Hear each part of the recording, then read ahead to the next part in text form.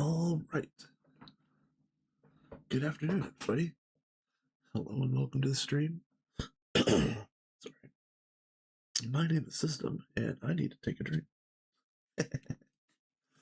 We're on the Minion server. And today is probably a big day.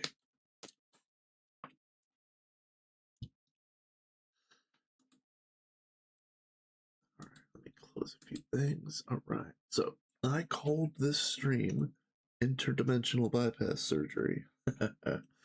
Because we might be swapping over the DTPFs today. I don't know if I'm going to be able to get all the way there, but I'll show off what we're starting all the way in the south, and I'll move northwards. I multiplied out HJM's mixers, so he had 2 stands of mixers looking just like this, basically like this with the with cables. So I modified this one slightly. This is the one that has basically all proxies. And then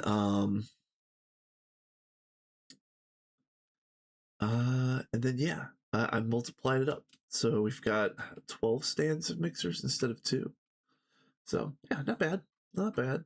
Do I have bitrate? I have bitrate. Okay. Just making sure.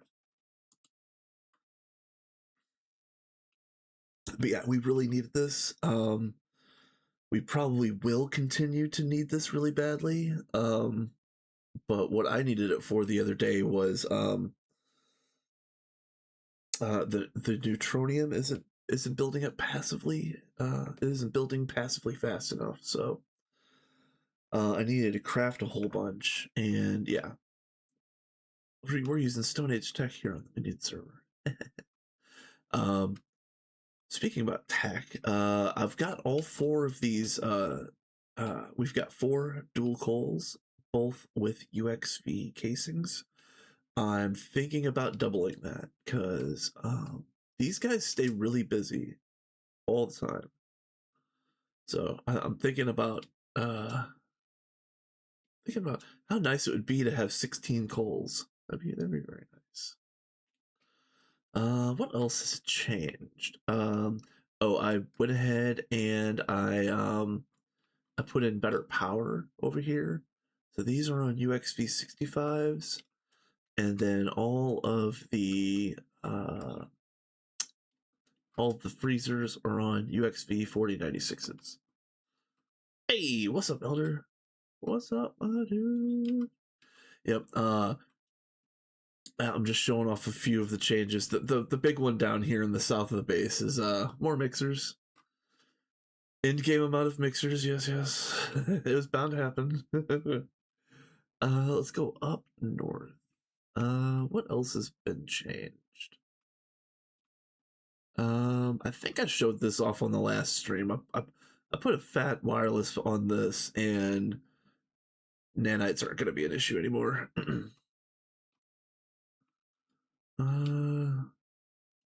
I also showed this off on the last stream, but it's worth going there again. I think we calculated this to be 1120 cutting machines.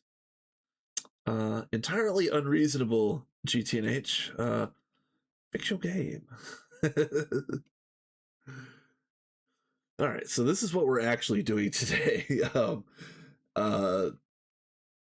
These are 11 pairs of DTPFs, and this is the bypass. All right, so 11 pairs. This one and this one are a pair. And what I'm doing here, for anybody that hasn't heard this idea just yet, is that I've got 11 different proxies in here, and I'm trying to color code them such that every pair has a specific proxy that is the highest priority for that machine, so that all machines or all DTPFs can do all of the different recipes for all of the other machines, but each one has a specialty. and that should fix some issues that we've had on the Minions server. Again, for anybody that hasn't seen it, we might as well show it off again. It's fantastic. It's a museum piece. It belongs in the Museum of Modern Art. Yes, but it needs to be decommissioned. And so all of my work for the last, I don't know, 2-3 days has led up to the stage where I start decommissioning these DTPFs.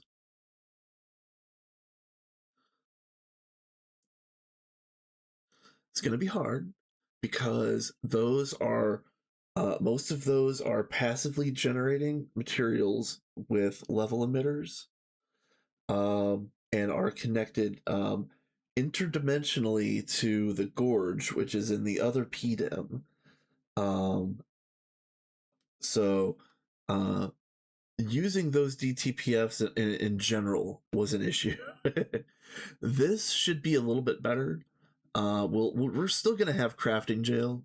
We're still gonna have stuff that gets stuck behind other things, but the goal here is to lessen that type of situation.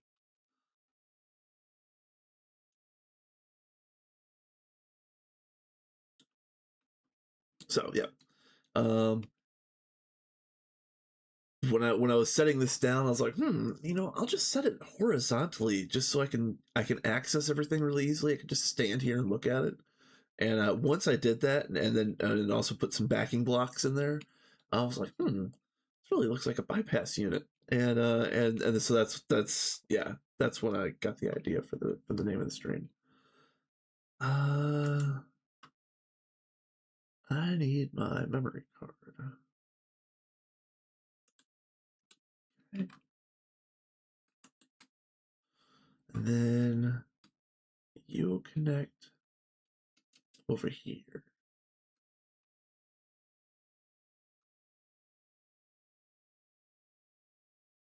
Okay, yep. I just want to make sure that that I follow the right line. Whoop. Yeah, I really hate this transport cable. We're late enough in the game that we don't even really need to do this kind of transport cable anymore. But the work to change it out is gonna be a mess. Where am I going?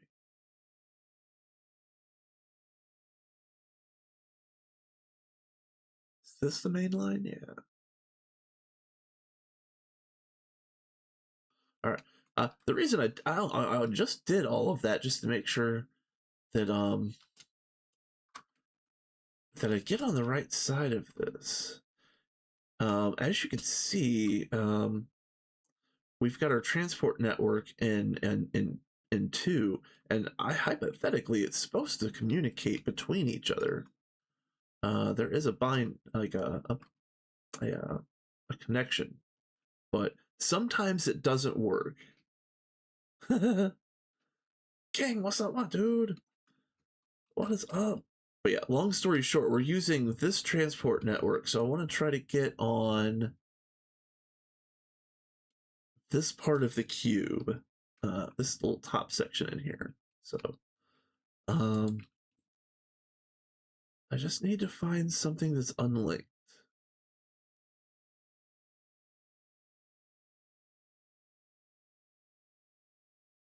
Hey, here we go. And I was calling this D-Ray.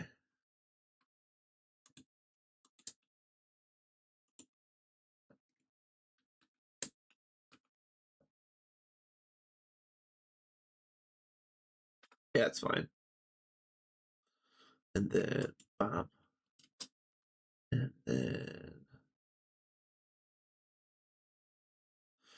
yes, Elder. I am no longer looking for performance. I'm looking for persistence. All I'm doing right now is trying to push through, get the gate crafted up, if we move to the new PDIM and make things nice post game, that's one thing. But yeah, at this point in time, I'm just trying to make everything work. It's yeah. Okay, so and a lot of what I do here is extraneous. It doesn't have to be this drawn out. It could be much more compact. But I thought this was nice looking just to have it as a display. For anybody that doesn't know what this is doing is this wireless connector is drawing a channel off of the white line, which is our transport network, which is transporting the P2P frequencies, which is what this is, and blue is main net. So here on Minions, blue, we always decided blue is main, and we were using pink for most subnets, but because of the way this is wired up, I'm using white as the output net. And if I do make a subnet over here for the DTPFs, it's going to end up being orange. And it's important to explain this really quick too. So there is a color priority system that follows this this order. So in a machine, a hatch that's colored black always has the highest priority, then red, then green, then brown, so on and so on until you get down to magenta, orange, and white. And then if you have a uncolored hatch, it could interact with any of the colored hatches as far as I know. But don't quote me on that. Anyway, what we're doing here is color coding these proxies, and I'm hoping that it works the same way as hatches. I don't actually know if that's true. This might be an effort in futility. But as to my knowledge, this does work the way that I think it's going to work. That these proxies, because they're each colored, are going to have different priorities in each machine.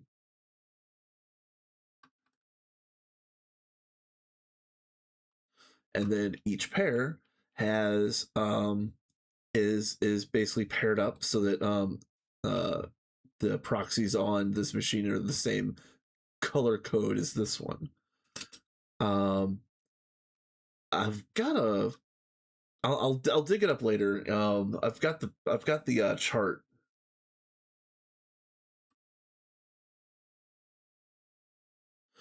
Yeah, okay, yes. Okay, so that's what I was just gonna get to, which might actually be kind of cool. Elder brings up a good point. If the color priority doesn't work, there's a separate priority system based on the position of the proxy in the machine. So hypothetically, if this doesn't work, we could think about doing a thing where we I don't know, we put all of the proxies in a long string and then just like in a specific order. Yeah. So yeah, that could definitely happen. Biological plant. Okay, hold on. Thank you and welcome for the raid. Welcome and thank you for the raid. Let me shout you out. Biological plant. So what were you guys up to? We're in GTNH. This is endgame. Endgame GTNH.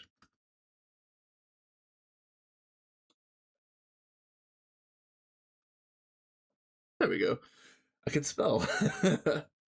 Skytech? Nice. StarTech. Yeah, okay. Yeah, oh shoot. There's another couple people that are playing StarTech. In the wider Greg community. Super early game right now. Just hit LV. Right on. Well, hey, enjoy it. This is it's a fun pack. This is Greg Tech New Horizons. We're in UXV, which is basically the end game. And act here, I'll even show you. Not. Let's see. Yep, this is the final final quest page, more or less. And let's see. We're nowhere close to finishing the game, but we have actually crafted some Stargate pieces.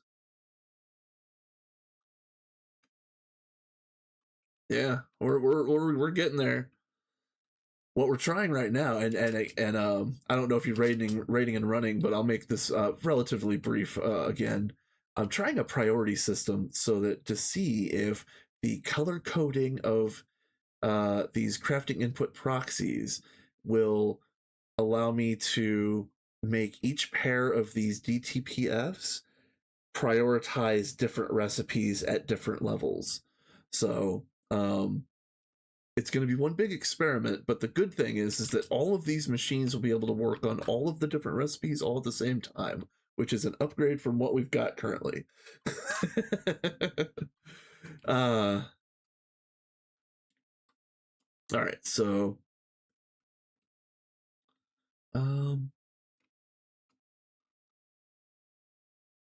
it's 10 of 32, so it's probably these two. Oh yeah, and the level emitters are, or level maintainers are alive. All right, well thanks, and thanks for the raid. Again, I think this might end up being a 6 or 7 hour stream myself if I hit any snags on this on this delicate bit of surgery. Because again, this system should be pretty good. It's going to be all dialed into the mainnet directly, and it's going to be able to make all of the different recipes all at the same time, and we won't have machines specializing with like one specific set of recipes. I'll give you an example. The egregious example that's getting me to to redo this behemoth is in here, I believe.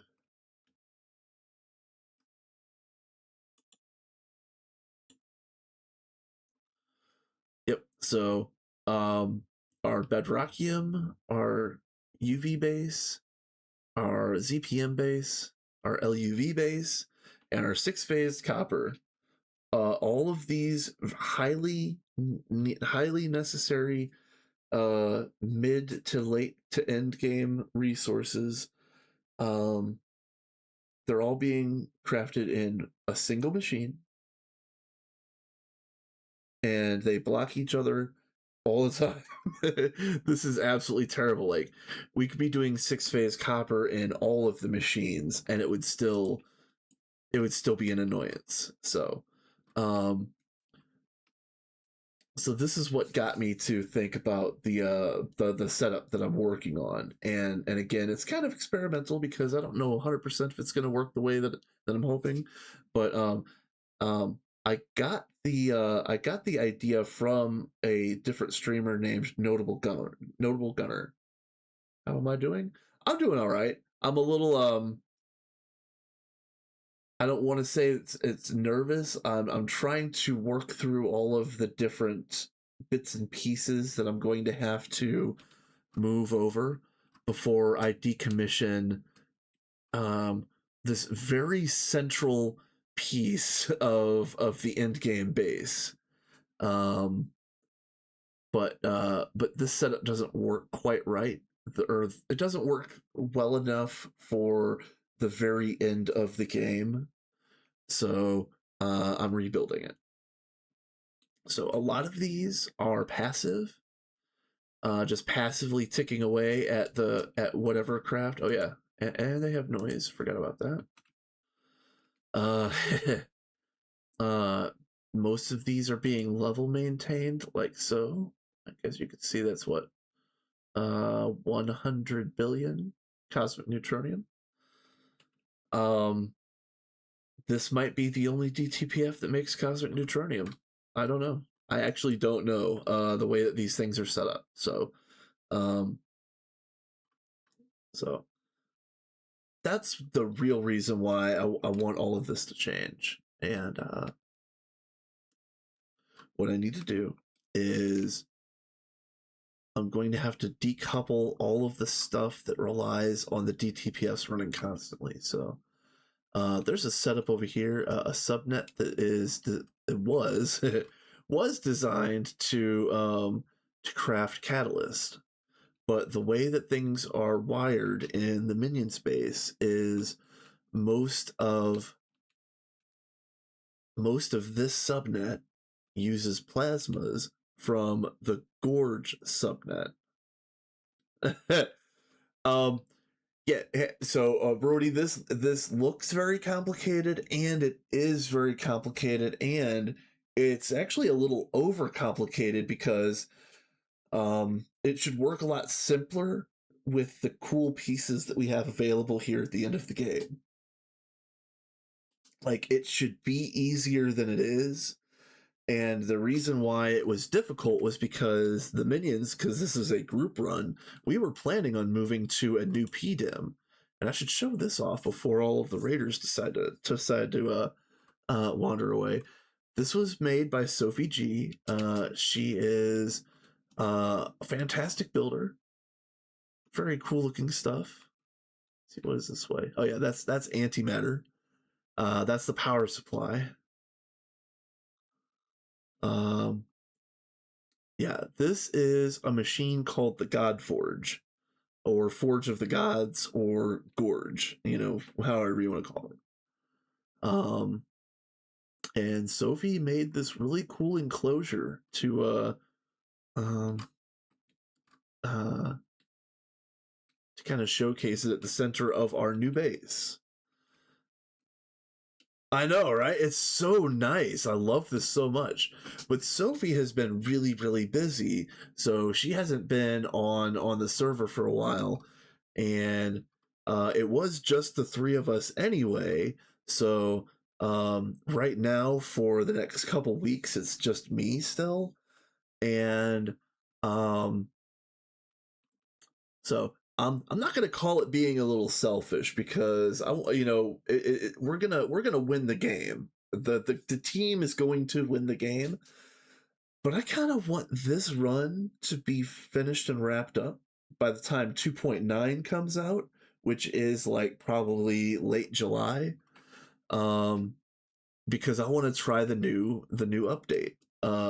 There sounds like there's going to be a lot of really, really cool things that are coming for Greg Tech New Horizons 2.9, especially stuff that makes the early game a little bit a little nicer, a little more convenient, a little more I don't know, just feeling good.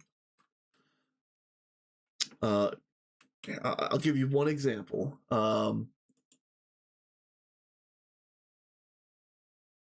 We have eight sassies and one slam, and I think HJM said you can run 32 sassies on a single slam, but don't quote me on that. But I remember him saying that.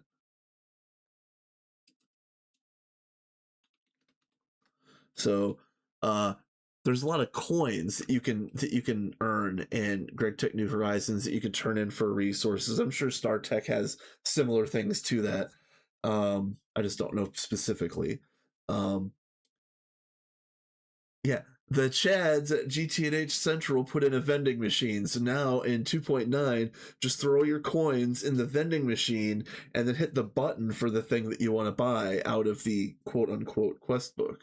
Oh, it's going to be so good. Oh, it's so nice. Can't wait. It's going to be fun. 2.9 is going to be fantastic. So, and this base, this end game, perhaps post game, base is going to be fantastic. I really like this build. I don't want to wait for everybody to come back and get active again just to finish the game, and I don't really want to move all of the other PDEM stuff into this PDEM until I know, like, how are the blocks laid out? Where are the major features going to be? Is there going to be like a highway? Like I don't. I would like Sophie to be able to come on and lay out her build the way that she intended, and with her being as busy as she is, I just didn't want to build anything over here. Like we're gonna have to do some interesting little tie-ins, like so. But yeah, it's such a cool little base, and I like it, and I want to use it. I just don't want to bring everything over here and then, in a month when Sophie gets busy or when gets active again, she's gonna be like, "Oh no, I meant for all of that stuff to be over there on that side of the base." Like, no, no. Well, so with that being said, this is the only Godforge that we're going to have, and we are getting some of the end game stuff from it. The problem is that we've got too much tied directly into the Godforge that is tied directly to the old DTPF stack. And again, the surgery that I'm going to perform today should probably kill two birds with one stone, or perhaps multiple flying objects with one rock. uh um yeah, because getting the Godforge to work a little bit cleaner with the old base mainnet is going to be a priority as well, because we were moving the whole net over here to the new base. As you can see, like, here's the big controller for new base mainnet, and I even have they printed me out a, let's see, wireless terminal. Where are you? Yeah, see, this is actually mine.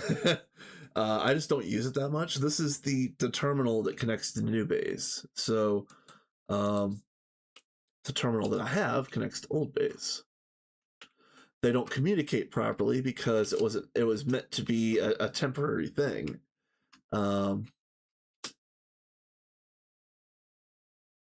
Yeah. See, temp. Yeah, everything that you place in the world becomes permanent. Unfortunate fact of life. All right, so yeah, enough goofing around. Let's go back out here.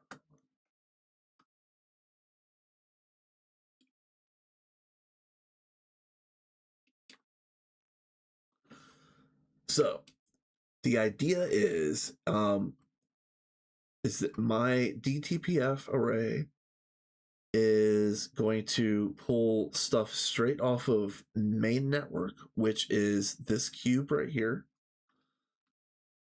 And it's going to use main storage, which is this setup right here. Dump chests are looking okay. And yeah, what I would like to do is get it to use plasmas from the Godforge and also from the Compact Fives. So that might be a stretch goal. I don't know.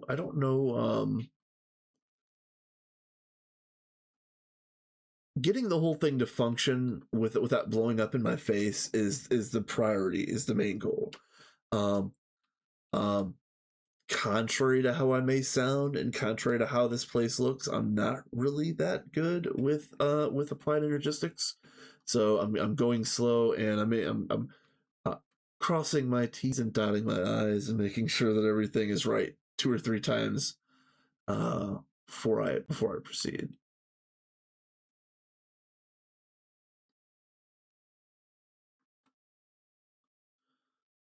And yeah, I have found out that really the only reason that the server is doing this is because it's my connection, because I'm also streaming. Um, my connection is making the server not run as nicely as it does, because I guarantee you, the moment that I stop streaming, all of this quote unquote loading issues that you just saw vanishes, just gone. The server is in Germany. I am in the United States, so there might be a little bit of a latency issue, but I don't know. All right. The very last thing that I'm going to do is hook this up. So what I need to do is I've got this going. P2P tunnels up. Level maintainers are on. All of the DTPFs are color coded, as I had mentioned earlier.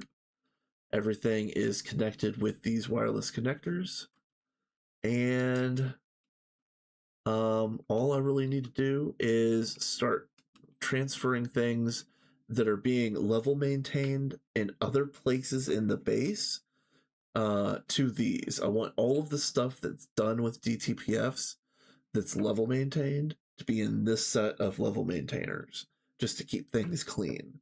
And that's going to be like the first minor part of this bypass surgery. Oh, there's an ad break that's going to start in 30 seconds on this channel. I like to run things in a 3-minute block so that people can get up, get a drink, get a snack, let the dog out, say hi to your mom, whatever you got to do. Go grab your tendies and honey mussy, whatever you got to do. So you're good. Go ahead. It's going to start in a second. I'm just going to start working on these, the things that are maintained. I have to find the maintainers because we have a block of them somewhere. I think the maintainers are actually they're like right in here, I think.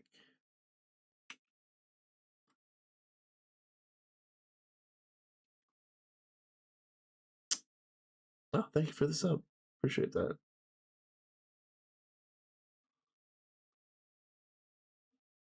I too dislike commercials. I wish I didn't have to run them. It's unfortunate. Anybody that hits the affiliate link basically doesn't have a choice and has to run them at that point. But yeah, it's unfortunate. The other thing that's unfortunate is I'm lost in my own base. Where am I going? Right here.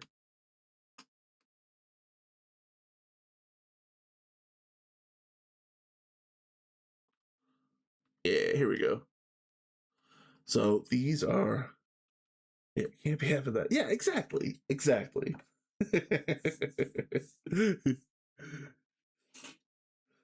So these are the level maintainers for the base. So I'm assuming everybody has seen what these boyos are, but the item, the max, the batch size, and then this to enable it. I know, right? Absolute legend, right? Absolute legend. So, like this block of transcendent metal, the raw tesseract,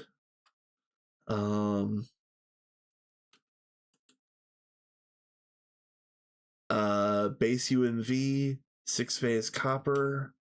Yeah, all of these things I'm going to have to pull out of these maintainers and put them over there at oh,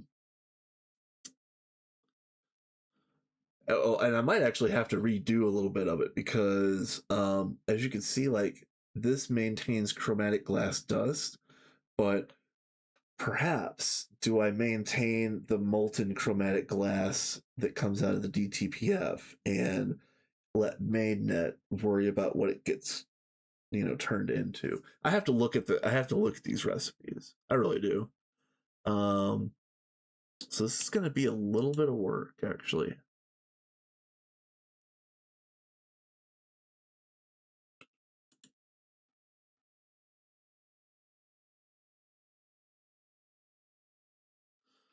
Okay, so I guess let's start at the top because I know for a fact I have to do this one and this one.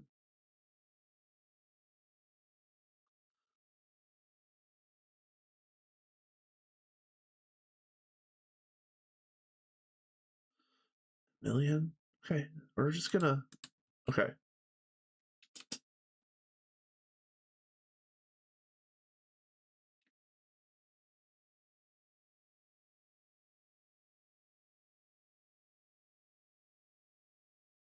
Flying blind.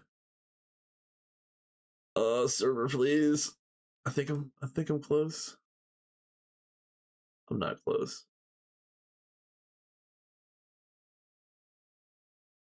Now I'm close. Server, please. Okay. So now we're gonna get Tesseract. And it's going to be 100 million to maintain, a batch size of 1 million, and submit, enable. And then this is a block of transcendent metal.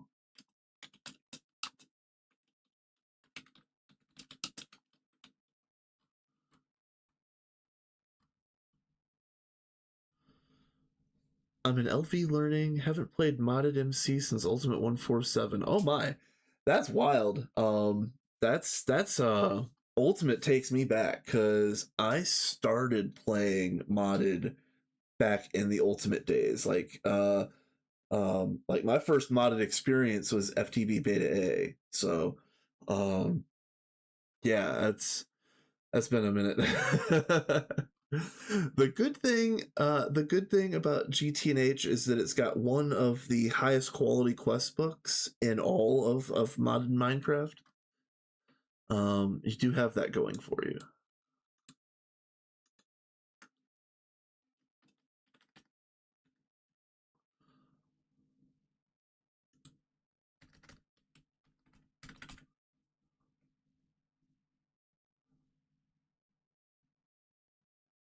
Let's see.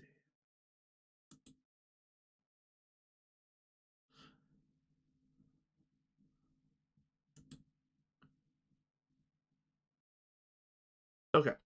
So that's pretty good. I just need to do this maybe like 10 more times. And in fact, I probably don't need those. And I might only need 2.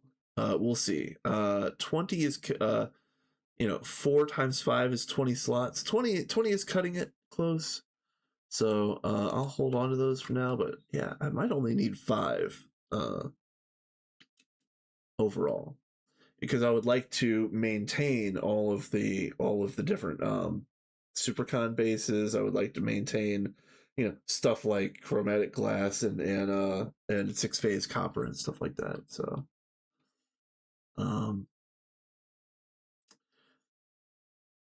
I should have made it easy on myself and dropped a waypoint. Actually, here, hold on. Let's do that. I haven't used waypoints in a while. You can tell how far in the game I've been. I haven't put a waypoint down in like 6 months.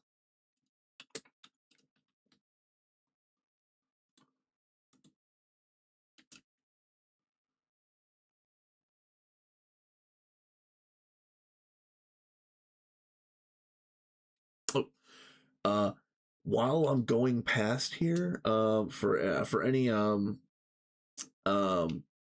any frequent viewers, I finally down-tuned the Deep Dark Eye of Harmony to 989, so that it's not chewing up a whole bunch of extra stellar plasma.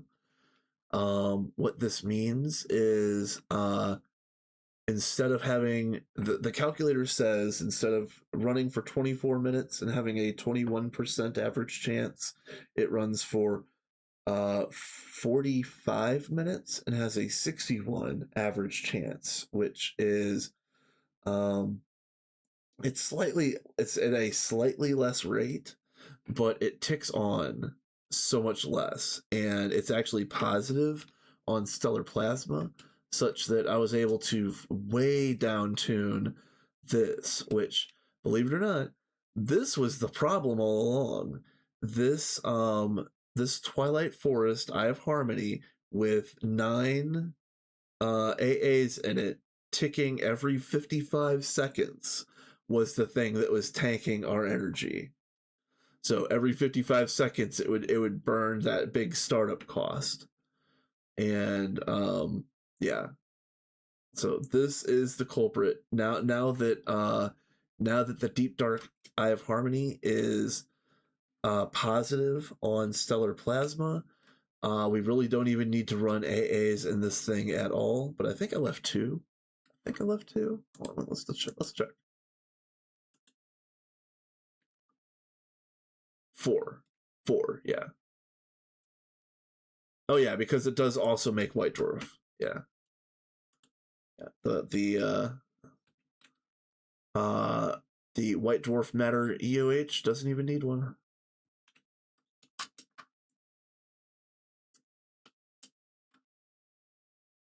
Okay, so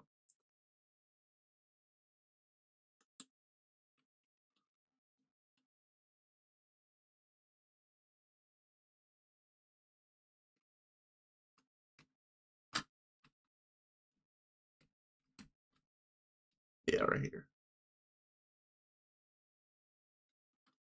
Okay, so we've got these. We've got those dealt with. Okay.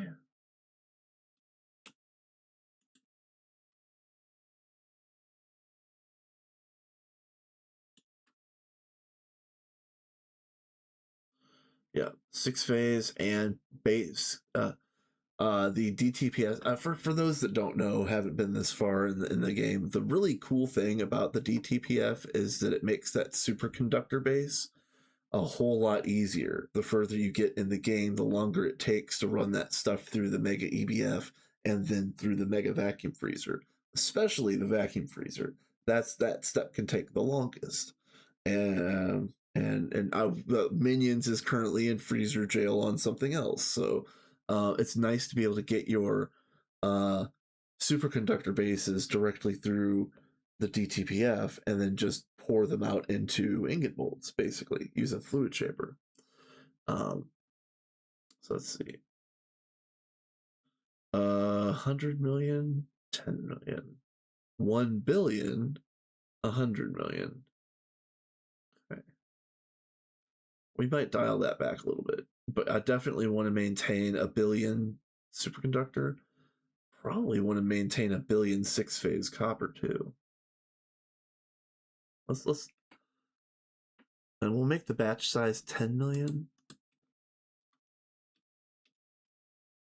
And actually, while I'm here, hold on. I might as well disable any of the superconductor bases because we'll do all of those in one shot.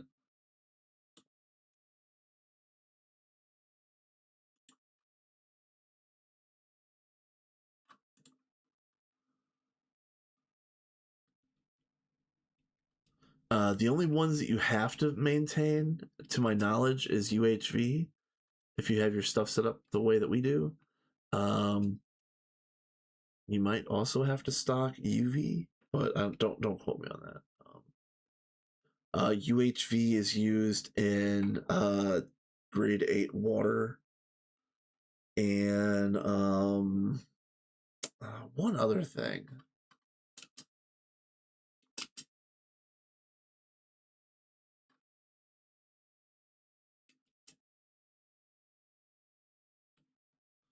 Okay.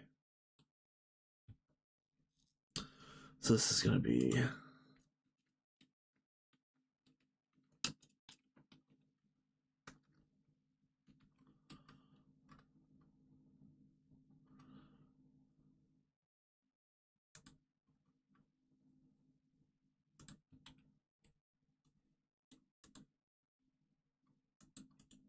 I forget on this. I forget if you need to do oh,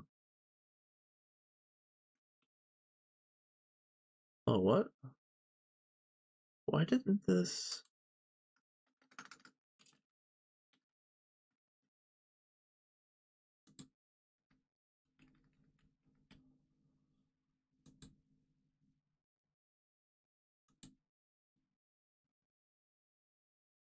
That's weird.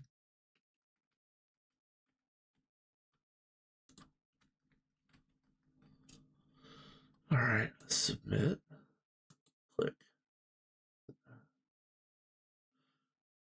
You have to have it as the droplets. Okay, that's that. Thank you again. Thank you. That was going to be my question. I didn't know if that was a requirement.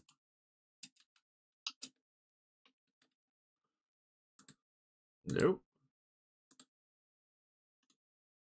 And I guess since that is a requirement, while I'm here,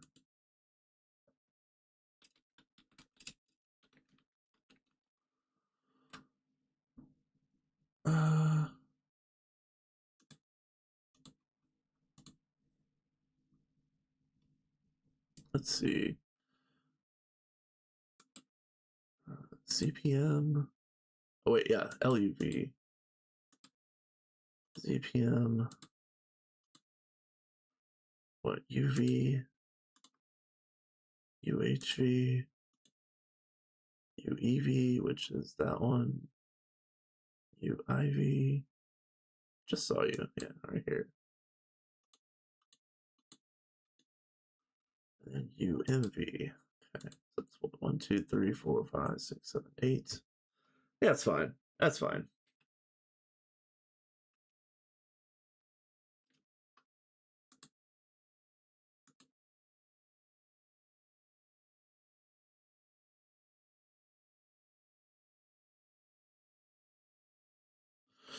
Yep, I've had to move a bunch of those compressor recipes into a black hole.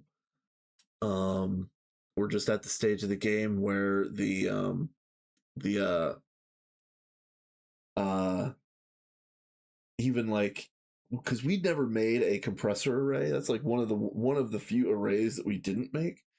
A compressor array wouldn't keep up even an array of the hip units, which I guess since we got some players that are relatively new to the game, let's go down here really quick. I'll show off one thing. Cat, what's up, my dude? I'm in crafting jail and bitrate jail apparently.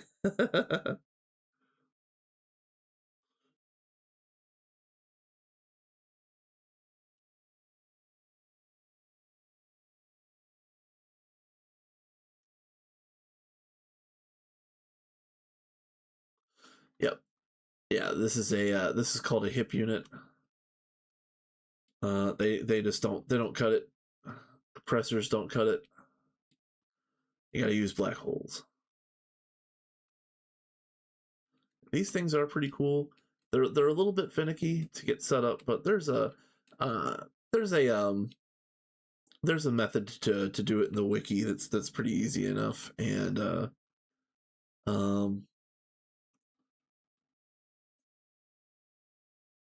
one thing that I've been putting off is that I need to tune these black holes to run a little bit longer, because right now they're tuned to run for 240 seconds or the duration of that last craft, and I think they could run longer. Isn't that terrible, Cat? Isn't that terrible? While I'm here, I think I mentioned this already, but I put some new wireless hatches on these boyos.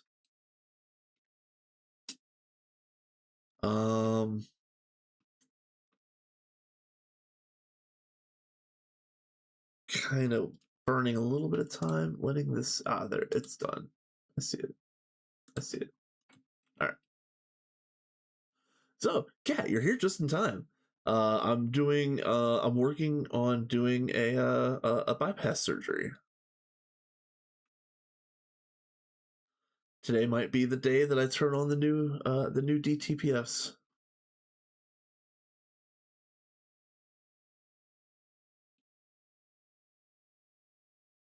Oh, internet, please.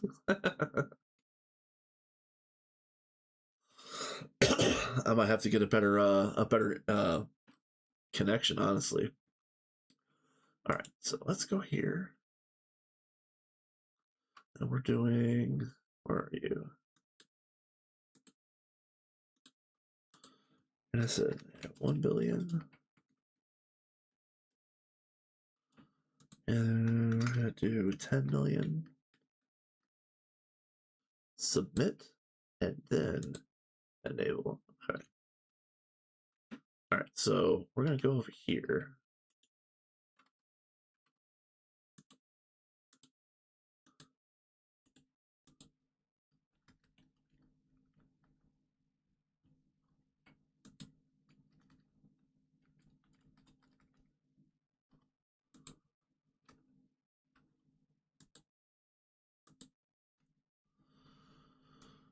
Okay.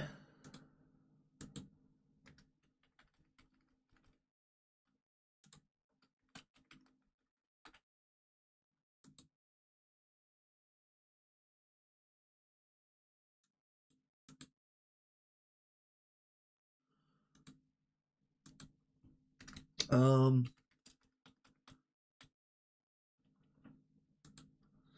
So yeah, I actually, if I wasn't doing this, I would actually, I was actually considering streaming from the Rat server today. But I've just been stuck on this color priority idea for a few weeks now, honestly, and I think it's gonna work out. But yeah, that's 6 phase. I'm like, what are we doing there? Some of this is extraneous, but I want to. Are you guys in jail? I need to know.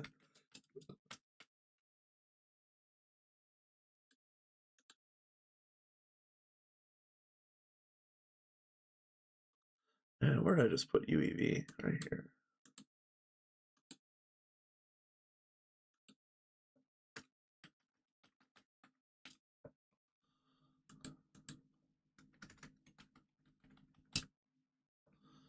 Okay.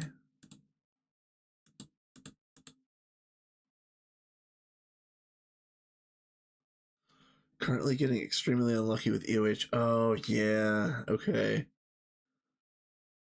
Yeah, I remember like those the mechanic, yeah. Yeah. I don't know what I'm trying to say, man. That failure mechanic can be brutal sometimes. Okay.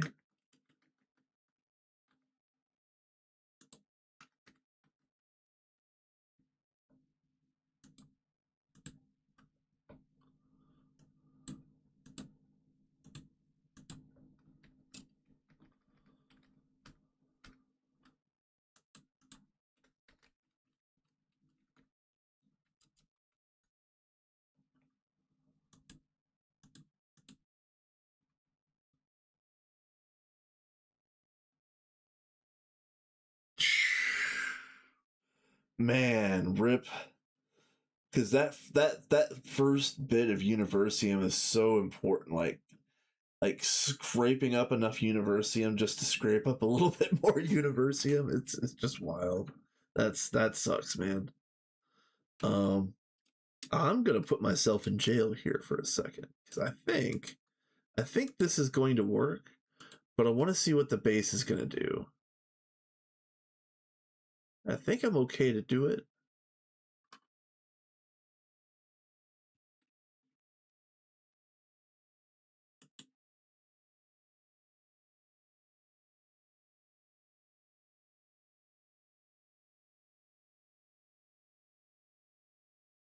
Yeah, I might have to change the specific thing that's being maintained over here. I'm not sure what the problem is with that, but I'm gonna kick all of these on at once and see what the base does.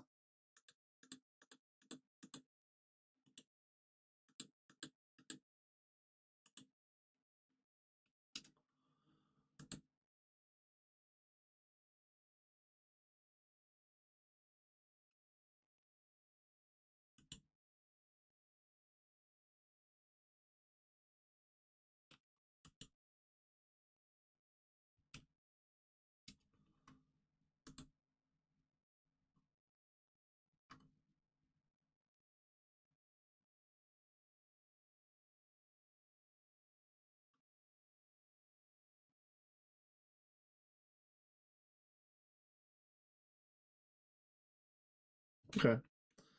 I just want to get. I want to put them to work. So hypothetically, the those crafts now are going through here. They're going through. Let's see.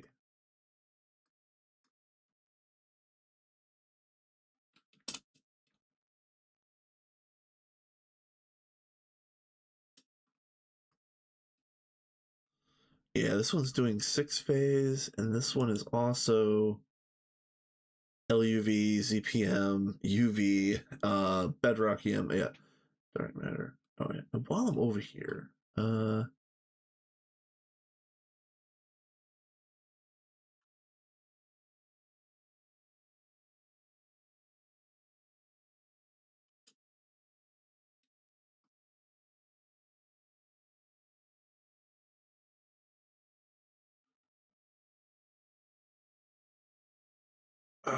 Transcendent would be is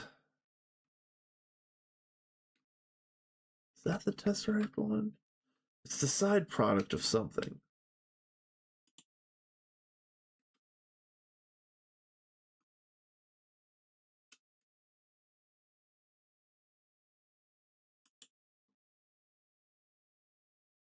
Stellar Catalyst is fine. Okay.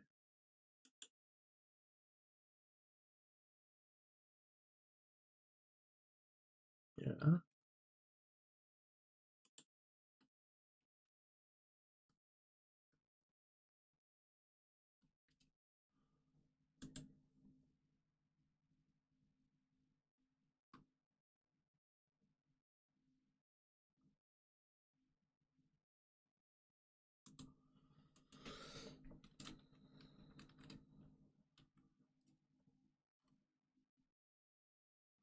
Oh, it's.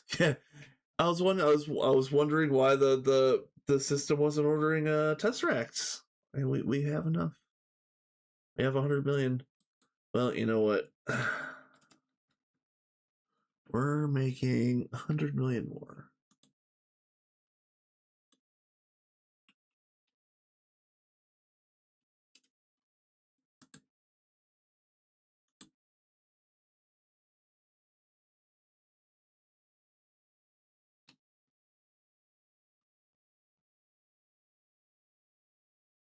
Only makes it 16 at a time? Okay.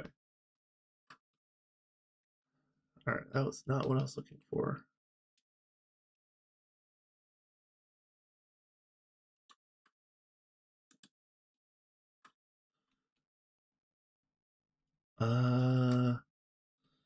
Alright, let's go back. Actually, no. Hold on.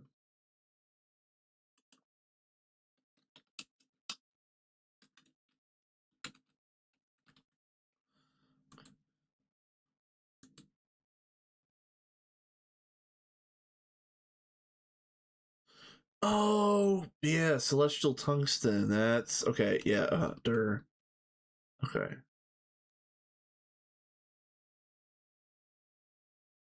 Oh, wow. What? Is that the only one that's not labeled? What? Oh, I'm slacking. For you. Base UMV. Yeah, it needs to be by itself. At least the way this is set up. What are you? Tachyon. Spatial. Okay.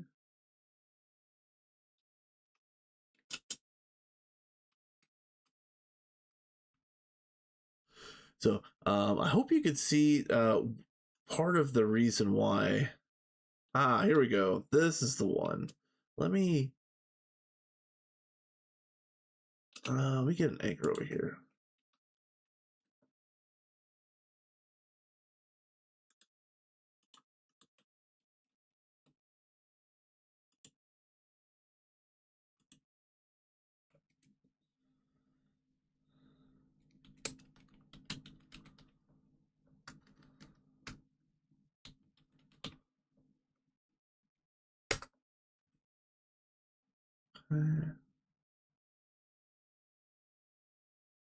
Oh, interesting.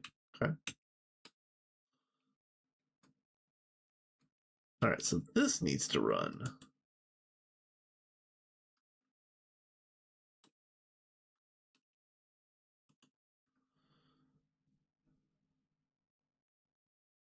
So we need to order a whole bunch of molten celestial tungsten.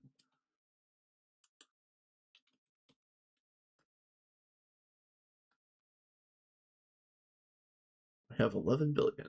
Okay.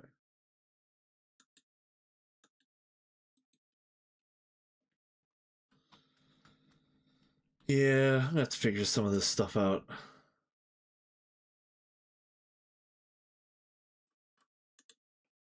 No. The molten cosmic neutronium. Yeah, I've been dealing with that all day. I'll show you my workaround for that in just a second. Again, I'm just working with what I've got. I'm trying not to change like one universal change at a time. This DTPF bypass surgery is well beyond my skill limit. So I'm trying to focus on the things that I'll minimize the things that I break.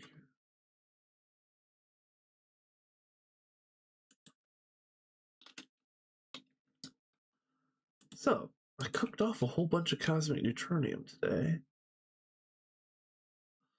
because I was in molten cosmic neutronium jail for some reason. And I couldn't figure out where the issue was cropping up, but I was able to print out ingots and then liquefy them here and get out of jail.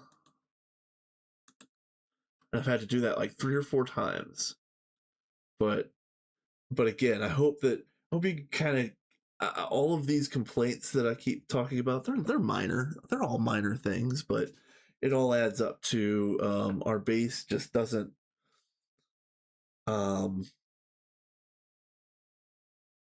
it doesn't work as intended.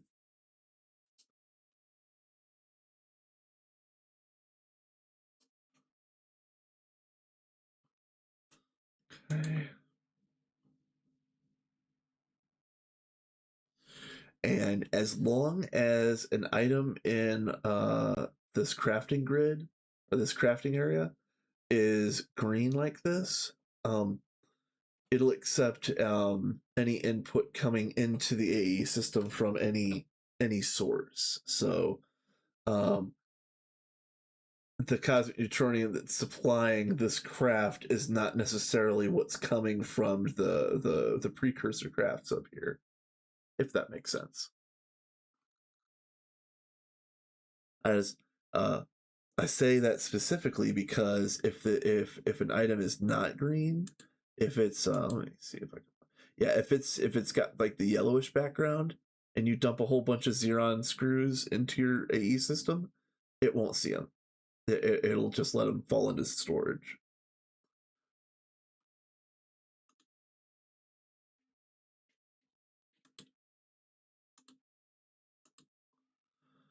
Okay.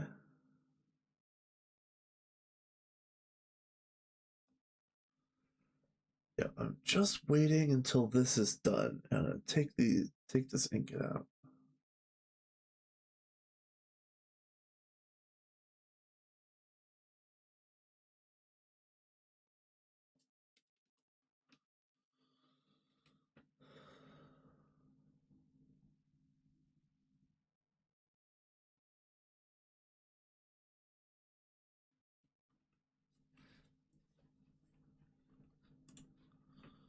So yeah, we're in the end game. We're in UXV, but we're still constantly in crafting jail and also constantly in resource jail. And sometimes I don't know which direction the jail is coming from. Which is again another one of the reasons why I wanted to redo the DTPS. Nice. That's the worst luck, man. All I can say is that's just uh see what the universe is saying is the universe wants me to finish minions over here, and then I jump over and I help you guys with the end game over there on rats. I do really want to come over and at least finish one of those creative builds that I was talking about, but yeah, not to beat a dead horse, but this DTPF idea has beaten me to death. I am the horse that has been beaten to death. It's almost time to turn it on though. Oh, it's gonna be so good.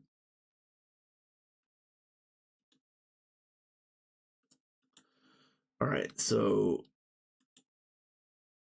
let's see. Oh, that's good. That's a good. That's good.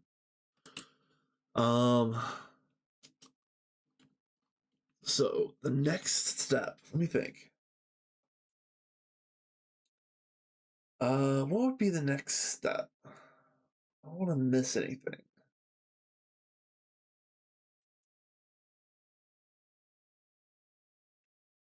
Because what's going to end up happening is the last step of this surgery is I turn on these guys over here by connecting this to this.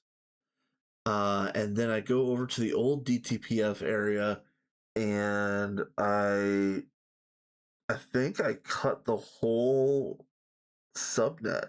I think I cut the whole subnet. I have to go back over there and double check. But what that means is those DTPFs are probably going to be they might still run, but putting resources in them might become unreliable in the short term. I need this new set to work flawless. I need this idea to work flawlessly, so I gotta make sure that I didn't miss anything simple and dumb.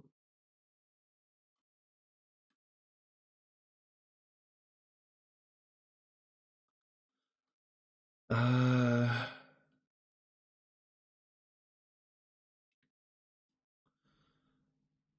like one of the things that I'm worried about is the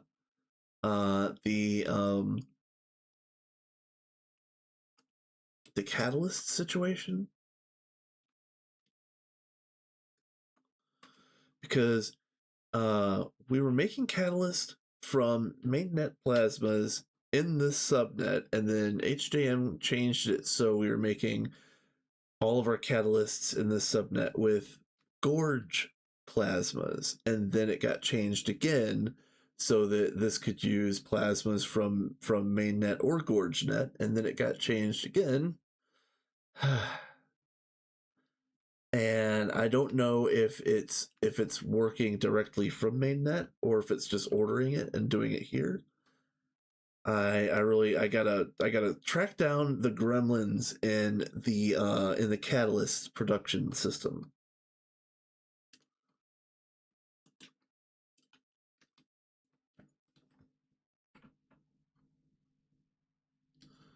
We're doing all right, but as you can see, from mainnet, I can't order. I can't order any of them. So yeah, so whatever workaround HJM did, apparently it was reverted. Okay. So this means that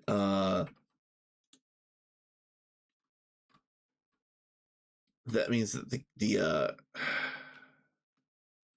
catalysts are only being made right here. Oh, it sucks. It sucks. I this is one part of the process that I didn't pay attention to, and I kind of wish that I would have seen this beforehand, because I might actually want to recreate some of this subnet uh Man.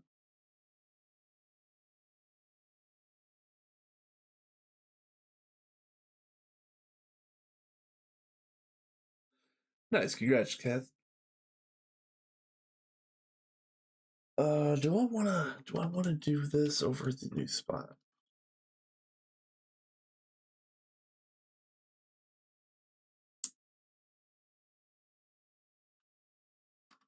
I do like the look of this actually. So hold on. There is 5 catalysts. So let's do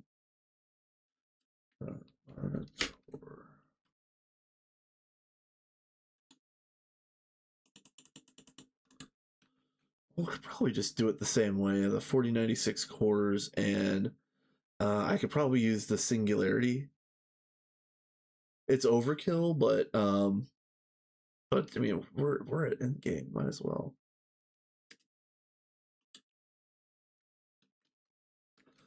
Let's see how egregious this would be.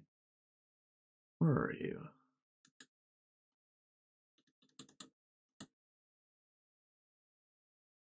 Oh no, I never made the draconic reactor. Oh no. Oh man.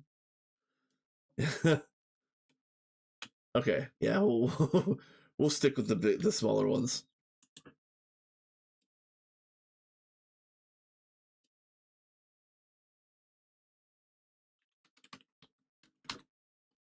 Wait, what are these called?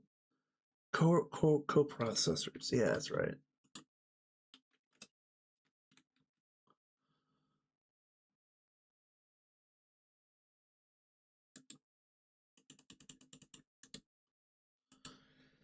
And crafting CPUs? No, crafting storage.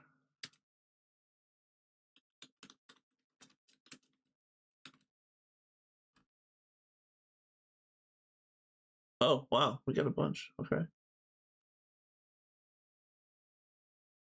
Yeah, sure.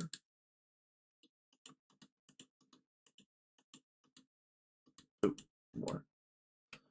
Yeah, we'll do it just like this. It's fine. We only need 5 though, because there's only 5 things that are going to be uh maintained, which is also nice because um that also means it only takes 1 maintainer.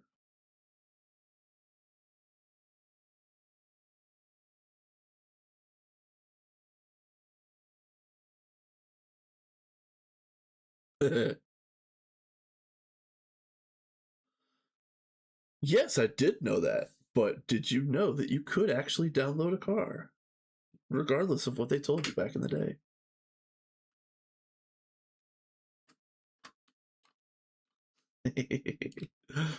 All right. Let's see. Let me stop being silly for a second and figure out. Um.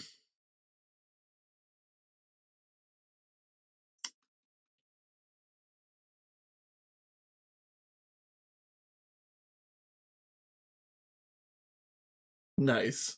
Dude, that's awesome. Trying to decide. Do I want? Because I think I'd want to do subnet crafting. I do think that I want these crafters on a subnet with the maintainer for the catalyst on a subnet. But um am I muted? Am I muted? Hold on.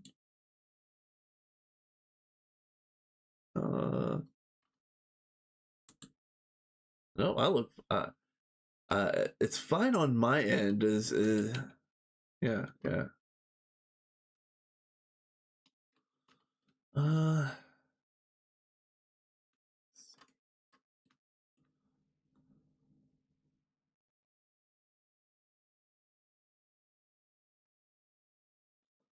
um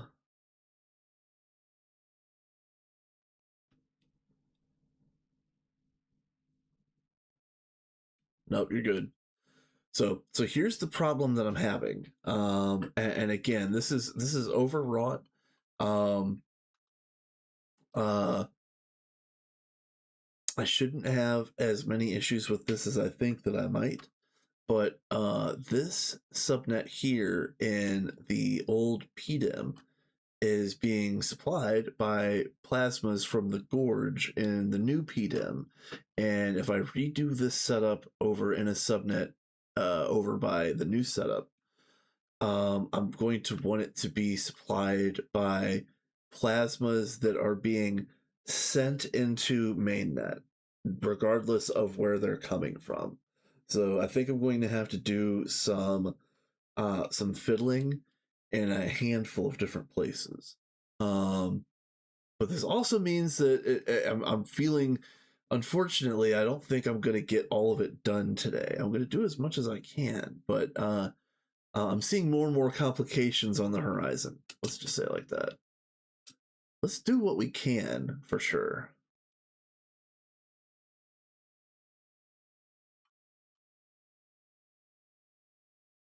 So again, I kind of like this. It almost, like I said, it kind of starts looking like a bypass machine down here. I'm going to continue that idea for a second.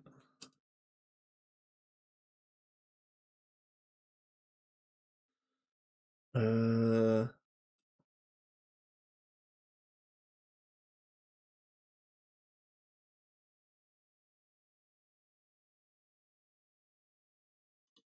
guess we just subnet here.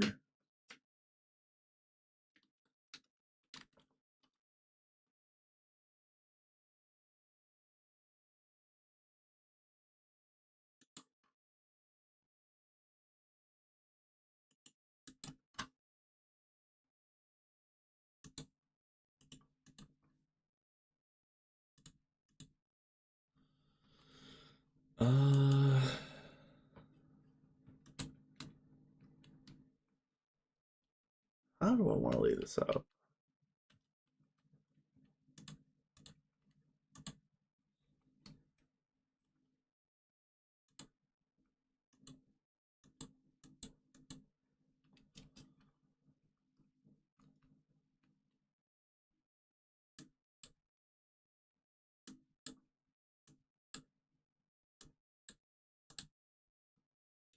Oh, goodbye.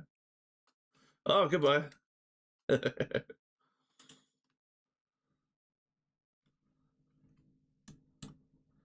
Well, how many is that? 1, 2, 3, 4. Oh, one more. Okay. Okay. And they all have to be one longer. Okay, so let's build a circuit.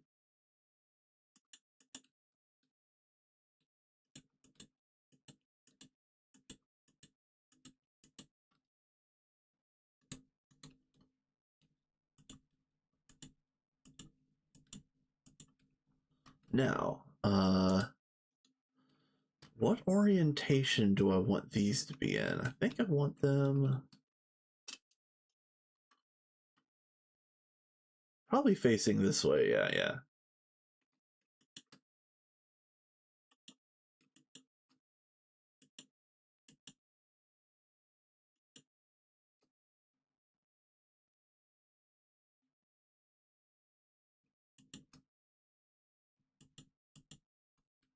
I think that's right.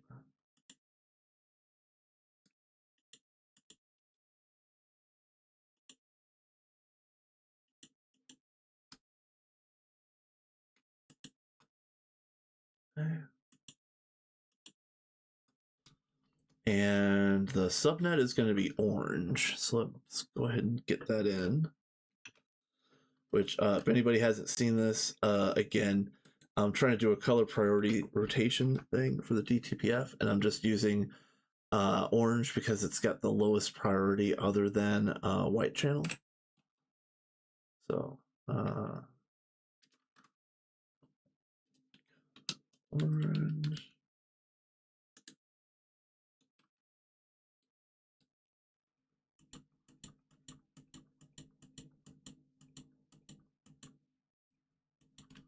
All right, so let me think about this. 1, 2, 3, 4, 5, 6, 7, 8. You know, Probably going to put a neutronium controller in here anyway.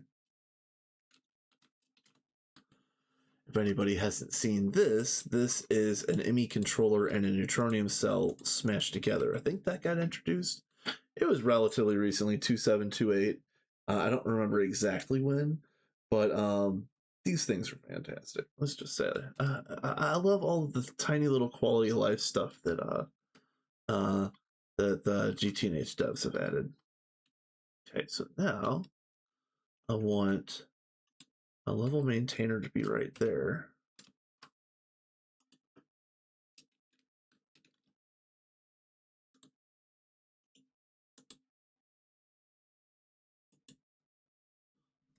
All right. And then this is also orange. And there.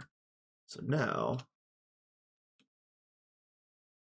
I don't want to do this. We'll go this way. It's fine.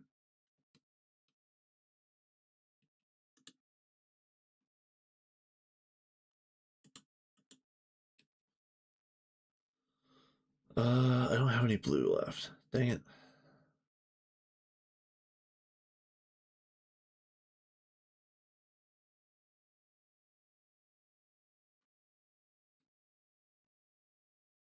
Wait a minute. Hold on a second. Let me think about this. I would need storage on this subnet to be able to do this the way that it exists. I need to put storage here somewhere.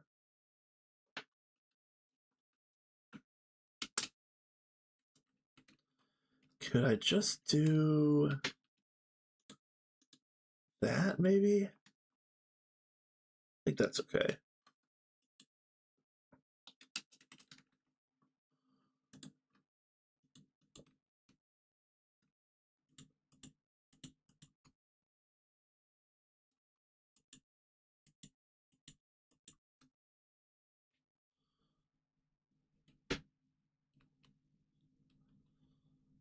Okay.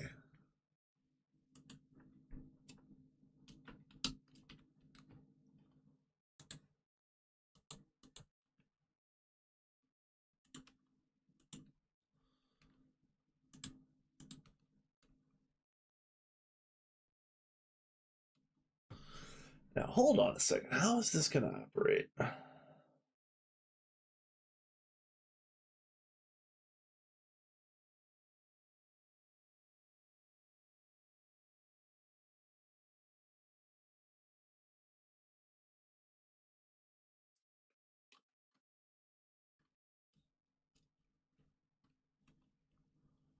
I guess first of all, I need to figure out exactly where the catalysts are being made, because that would help the situation. Where are you?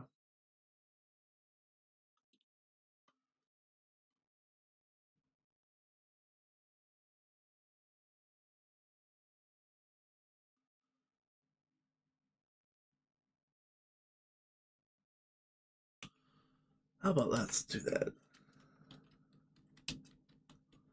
There we go. Much easier. So you got crude, prosaic, resplendent, exotic, and stellar. And the only reason you need any of the other ones is I think you need all four, or all four of the other ones. No.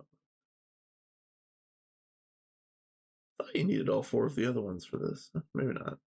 There's something that you need all of the different ones for. We're going to make all of the different ones, but I'm wondering if I should just go ahead and make a brand new plasma mixer over here. Where am I?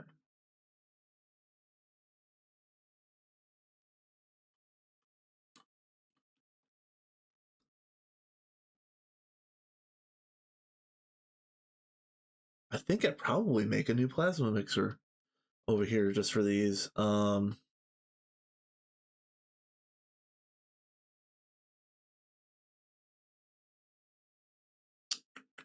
Yep. All right. Let's just do it.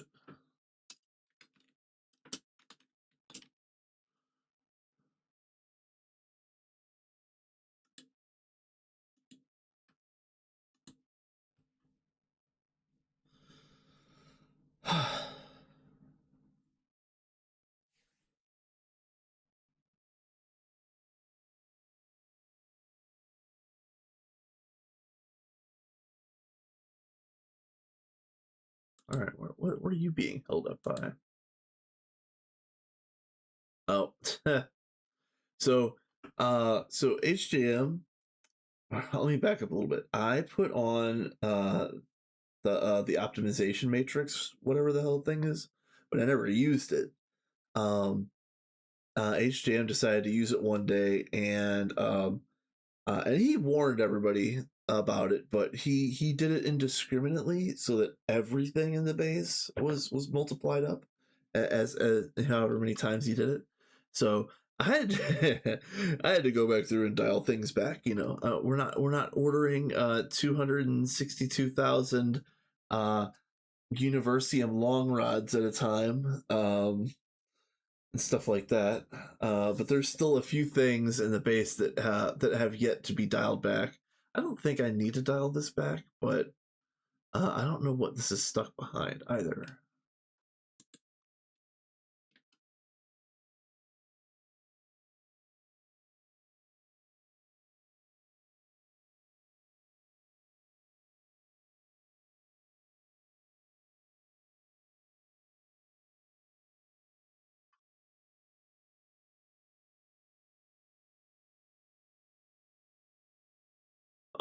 Game, please.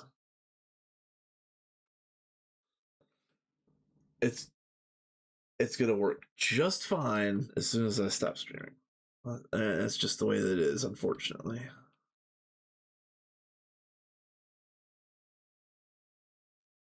Stuck behind black titanium plates. Okay.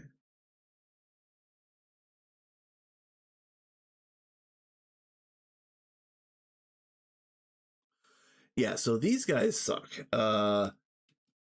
They don't accept multi-amp hatches in 2.8. I don't know if that's being changed or not. I haven't kept up with all of the changes, but I really wish that these would accept multi-amps because this is just untenable.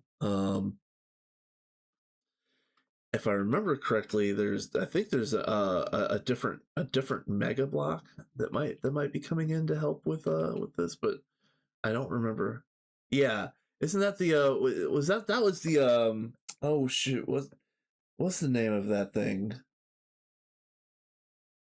You're right. Yeah, you're right. Uh there's so many cool things in 2.9 that are coming out. Exo Foundry. Yes. Yes. Yes. That's gonna dude, the Exo Foundry is gonna be cool. The knack is gonna be cool. Look, like all of the multi blocks is gonna be cool. Honestly, the thing I'm most excited for is the freaking vending machine. Uh, yeah, dude, 2.9 is gonna be fantastic.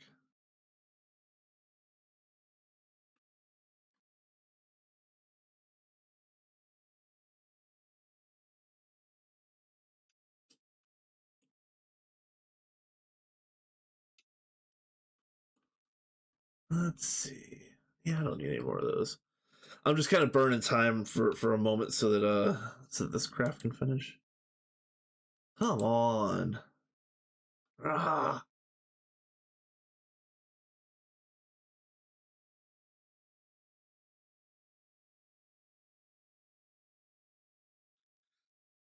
Um.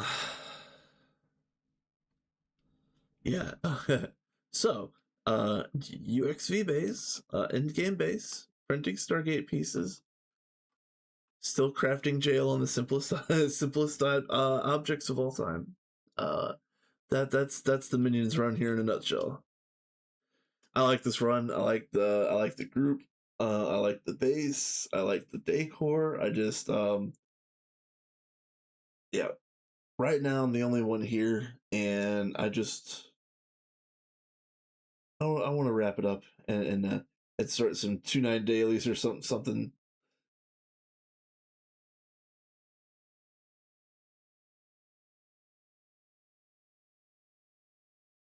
Again, not to belabor the point, but if I wasn't doing end game over here in Minions, I'd be right in the thick of it with Cat and Crew over there in Rats. Which, man, hats off to them. they are flying. Now, granted, they're fully in jail just like us right now, but they are flying.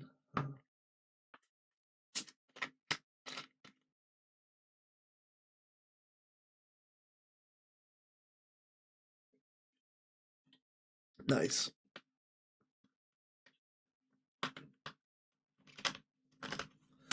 Yep, I had a few build ideas that I was gonna do over on Rats that kind of sort of got derailed by my frenetic tech push over here on Minions.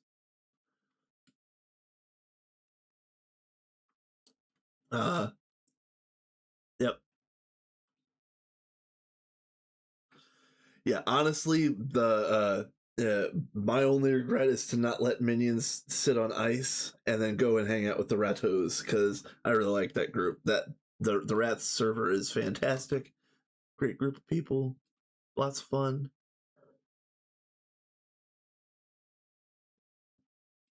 About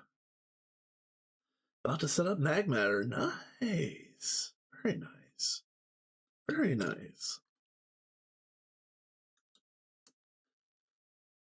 I'm about to rip my hair out on this stupid craft. What the hell, man?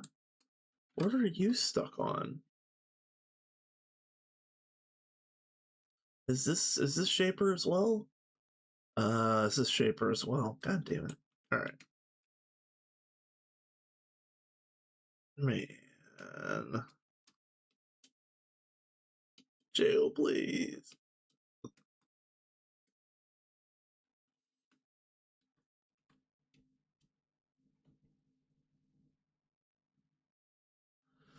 So the idea doesn't translate cleanly, but let me just say it like this. We're stuck in jail over here because they're all crafting these black titanium plates, which, as you can see, is actively being replenished. So the reason why I like that color priority idea that I'm trying to implement on those new DTPFs is, if hypothetically, if all of these crafting input buffers were kind of like separated into like groups of 4 or groups of 6 or something like that and color coded, we could have done some sort of like color rotation on the hatches themselves over here, such that each recipe could at least have 1 or 2 machines that were prioritizing that block of recipes. One cheeky fix. Flip the controller. That's yeah, yeah. That is pretty cheeky. I like that. I like that. Um, um, I forgot. I'm losing track of the other half of the thing I wanted to say there, but it wasn't important anyway. Um, One thing I will mention is I know that I have kind of thrown decor out the window, but I was kind of expecting HJM and Sophie to get on, and especially Sophie, since that was her build in the first place. I thought that she was going to flesh out a few things, or maybe lay down a few major highways or layouts of some kind. Um, I wasn't planning on building anything over here in the old PDEM to be permanent. It just happened to be that way. um, the old adage applies. There is nothing more permanent than a temporary solution. Um, so the ad break is almost over. I'm kind of dawdling right now because I still don't have my stupid mixer. Oh, finally. Okay.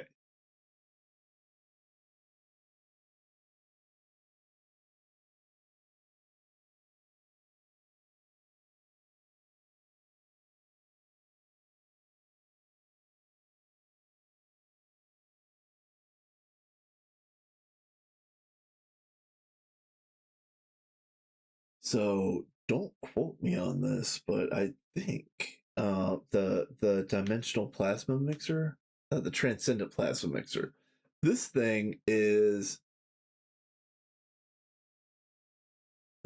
so powerful that you probably only need one for all of the catalysts for this setup. Yeah, Elder, we have so many ancient setups. Yeah, we had this passive Vulcanus setup for neutronium and cosmic neutronium. I was like, we set this up like it had to be like, you know, like LUV ZPM era, somewhere like a year ago. um and yeah, this has just been cranking out passive neutronium, passive cosmic for months. Yep. That was one of the first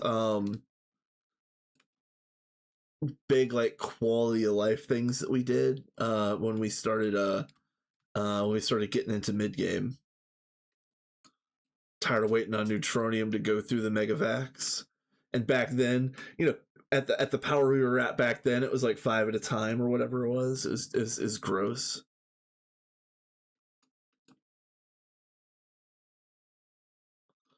So yeah, had to cut corners anywhere we could. Yeah. Speaking about cutting corners, I would like to cut the corner on this. There we go. No more stupid puns. Nice.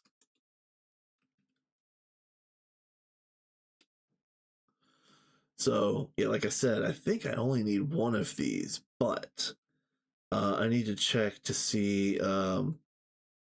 I didn't pay attention to like the circuits. Like I think they're all on different circuits, which would all be different crafting buffers.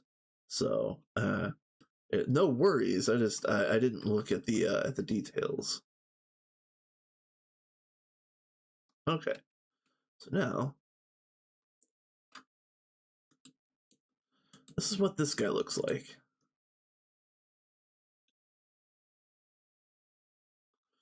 Input output is any dimensional injection casing.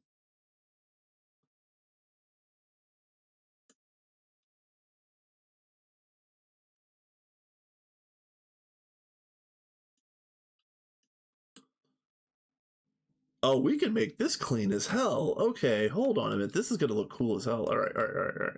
All right, hold on. All right. Is it a 5x5?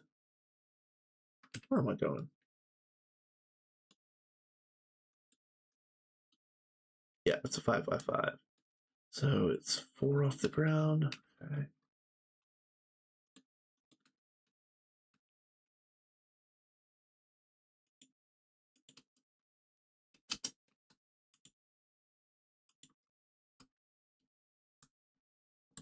I think it needs to go back one. Let's try this.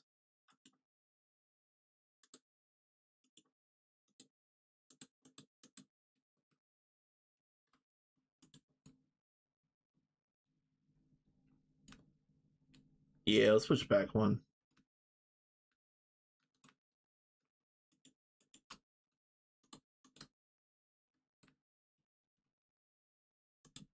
Oh, yeah.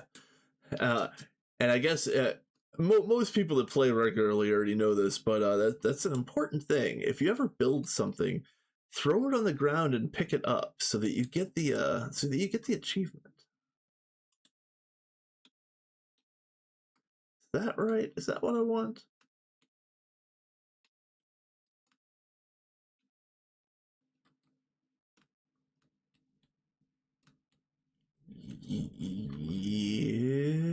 Yes.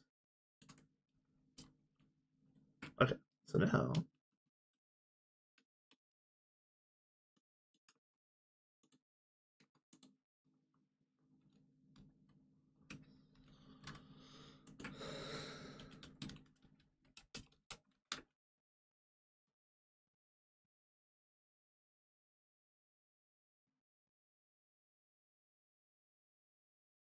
Oh, really? Okay. Wow. Okay, it's time to print off some buffers. Probably don't ever need 500 buffers. We probably won't use this many until the end of the game, but I don't like running out.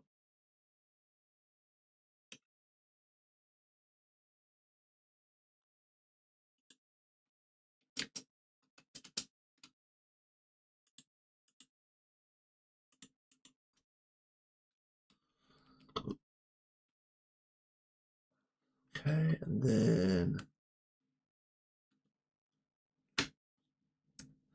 where are you? Oh, I have automatic snips. Yeah, there we go.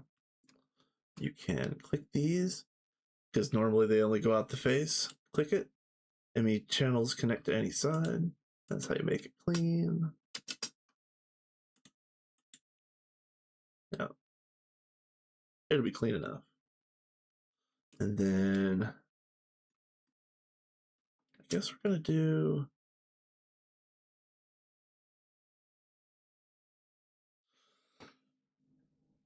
Let me double check because I think this does all fluids. Plasma mixer, yeah. Yeah, the only output is fluid, correct? Yeah. Okay.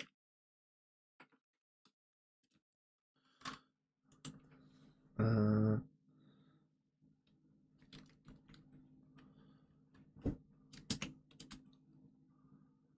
I want. I know I have some. Yeah, here we go.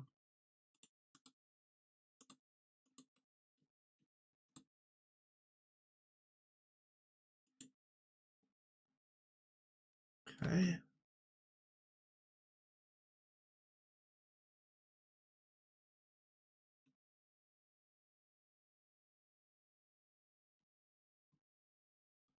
All right, now let's go ahead and let's get these recipes pinned up.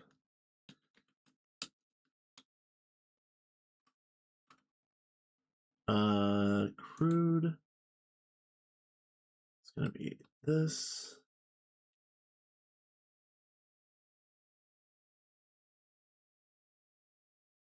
Prosaic. It's gonna be this.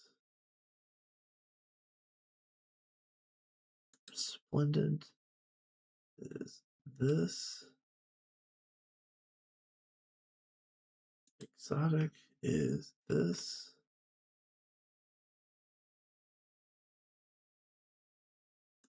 Stellar is this. Okay. All right.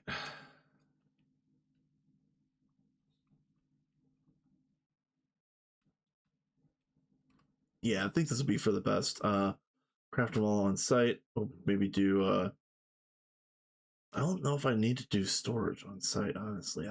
I'm still kind of sketchy on that.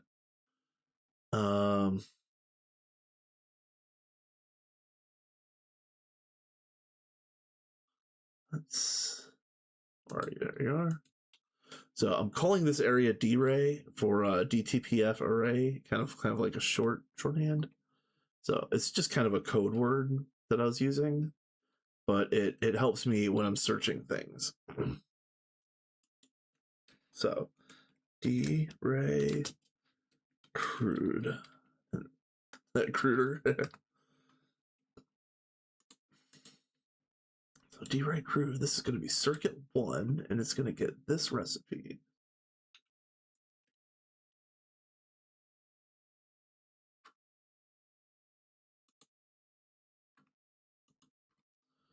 And that is 1.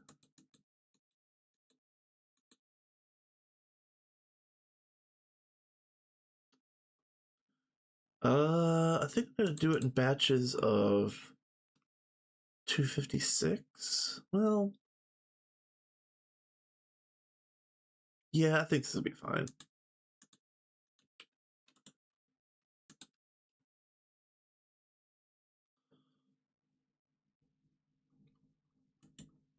Oh, I haven't done those yet. Okay. Easy. Okay.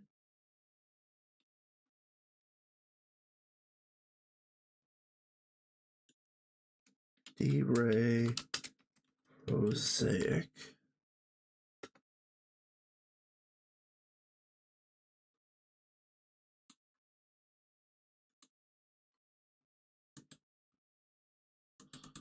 I'll do the 64.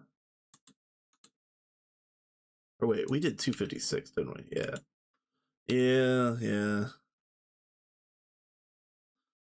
I was gonna do 64s, but 256 was kind of like what a change on the fly, and I'm dumb. Okay. Next is resplendent. Ooh, let me spell this correctly.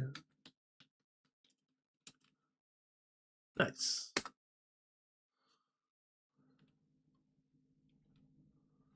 Okay. And up to 256.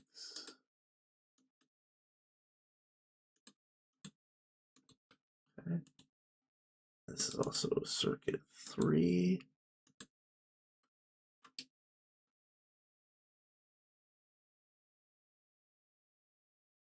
Okay.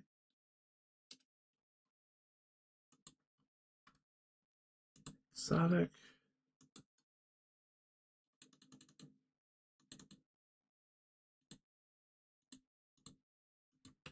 And exotic is circuit 4.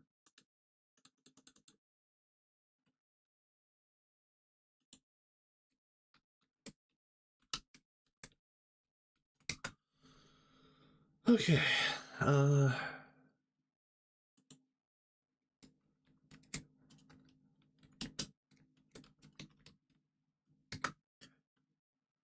That's going to be circuit 5. And get out of there.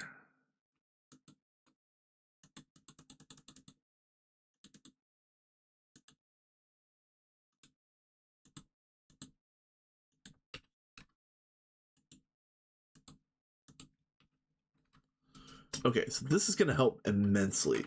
This kind of flattens the stack, so to speak. Instead of the old DTPF subnet ordering from the gorge over in the new PDIM and then sending it back to the DTPF subnet for specific crafting. This is just basically going to order all of its plasmas from main, and that way I can fix all of the other link ups by just sending to main. And I think that's probably the best way of doing it. Because we have a lot of things that have been getting jammed up and gummed up because not everywhere has access to every material, and some of them are just weird, and if that ever pops up, I'll point it out specifically. But yeah, just not being able to access certain things in certain places, there's got to be some weird problem with the way that our storage setup is done, kind of like from a fundamental level. So send to main, order from main, retrieve from main. I think that's going to be the way that the way that I save my sanity here. With that being said, this is already done. Oh, it needs it needs energy. Yeah, that's right. It,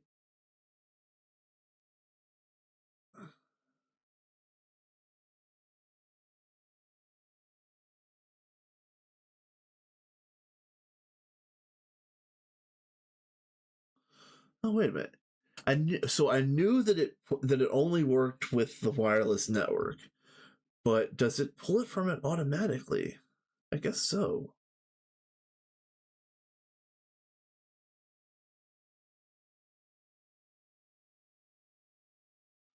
Okay, so this is another thing. I can't hook this up until I find the other one and disable it. So unless, hold on. Recipe output catalyst. No.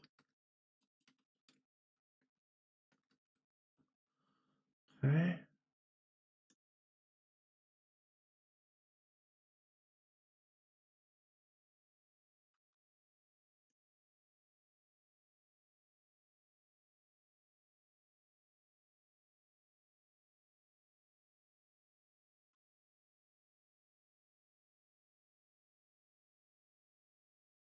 Oh yeah, because this thing can do infinite parallels. Yeah, that's right. Yeah, because I'm gonna do it. Uh,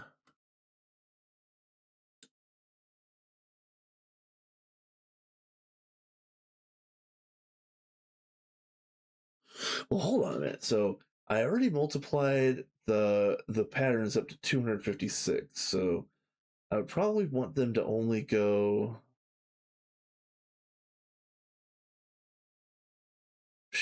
maybe 32 times that tops. I don't really want these things to go super duper fast. We'll start there and we'll dial it back if we need to. But I'm not going to mallet this thing until I'm done with getting the other ones offline. Oh, and hold on. Does that need a maintenance hatch? Wait a minute. No. Okay. All right. All right. All right. So now we go over to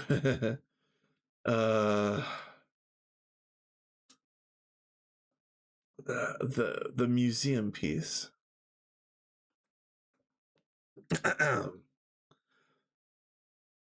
So the reason why this all started in the first place is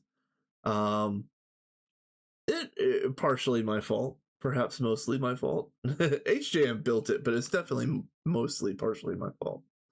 So I built the first DTPF right here. This one, the one and only that's on Convergence right now. I built that one, and we were joking around about cursed wall shares, and he put in these plasma mixers, as you can see here, here, here, and here.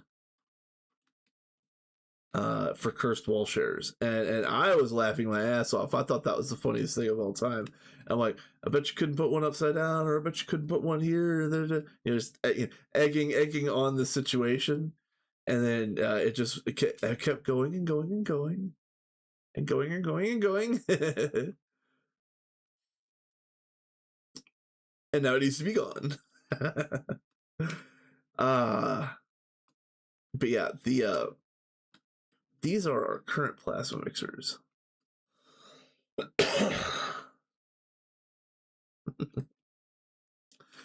Yes.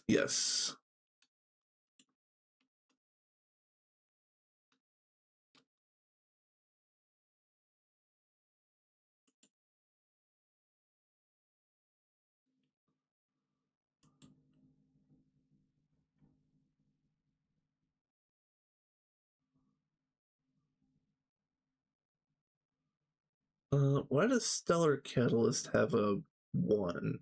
That's... am I missing something?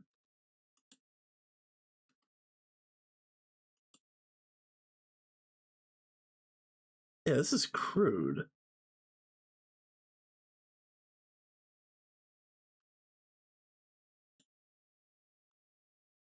This is Stellar.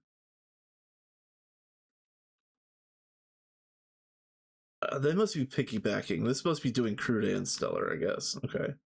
Well, either way, this has got to go.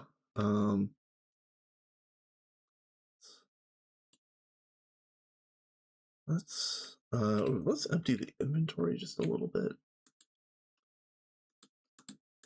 Yeah.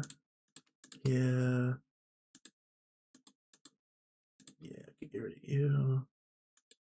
Keep these. Keep this. Keep that. Okay.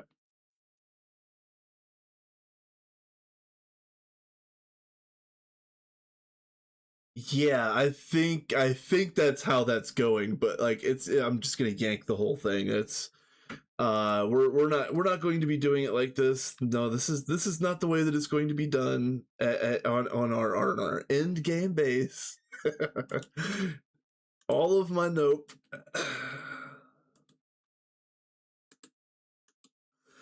But see, now that I've pulled those, I'm kind of on a time limit. I need to pull all the rest of them, all 5, and then I need to make sure that I get the new one running right away. I can come back and tear out the guts of this later.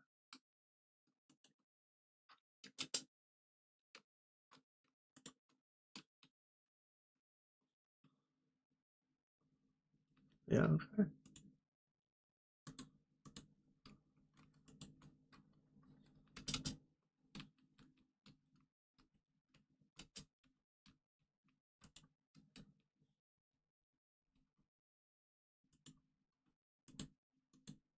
Okay.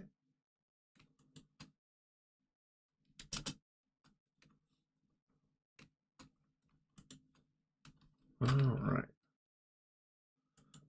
It was probably long past time to do this anyway, because a lot of this stuff has um we've got new cool things to use now that we're at the end game. You know, like, we've got all the cool pieces now. We could have redone this a while ago. I'll save these old patterns just in case.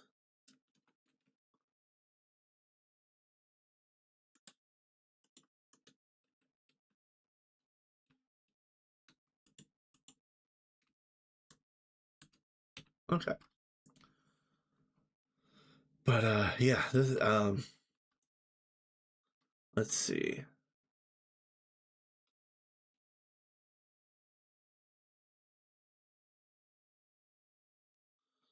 Yeah, this is going to be BlueNet. This is going directly to BlueNet. What do we got? So that's 12. So 4 4 plus 12 is 16. 18, 23, 20. All right, we're good on channels still. We're good. Okay. I want to access these. Hold on. It's gonna look a little weird. I'm gonna do this like this, because I want to have access to these hatches.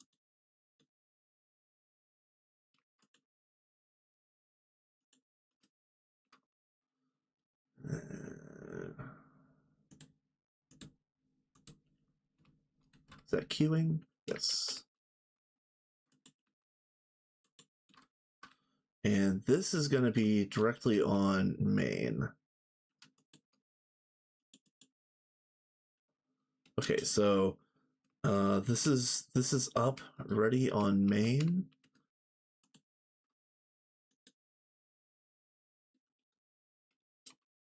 And then I think, since you're over here on main on blue, I'll put the level maintainer for them over here on the blue as well. So we've got, yeah, I don't want to use that space. This one's also reserved. Let's put one more down.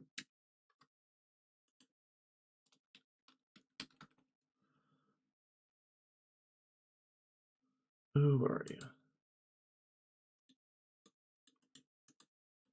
Okay.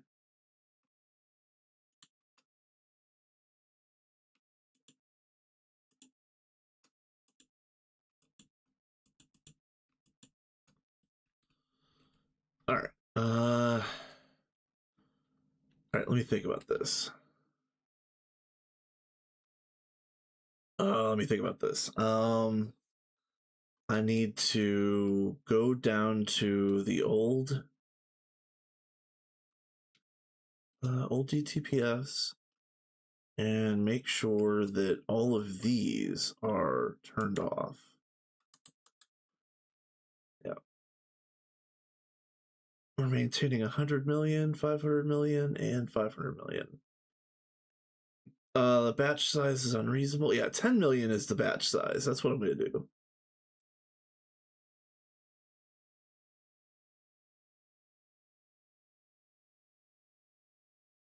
Yeah, I think we're going to do probably 500 million all the way across.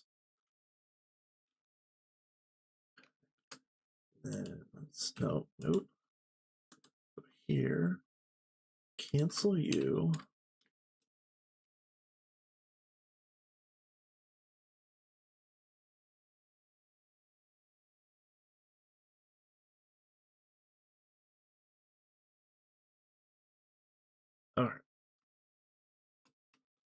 Now, oh, and I need the drops. That's right.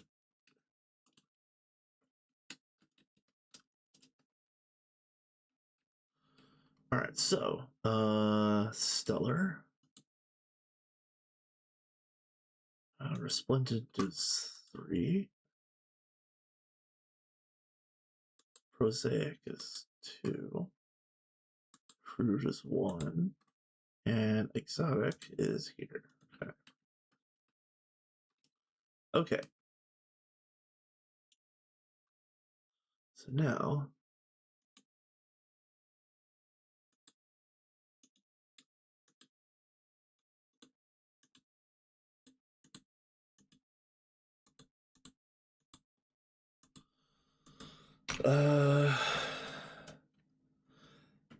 probably 100 million is fine, actually. Well, no, well, hold on a minute.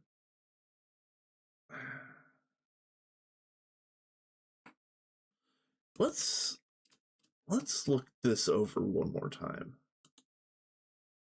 Because I honestly, I remember a different recipe for this.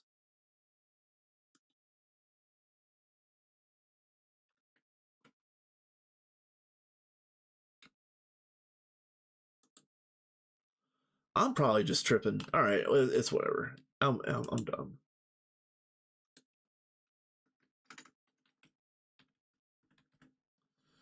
Okay, and then 10 million is the batch size. Submit and agree.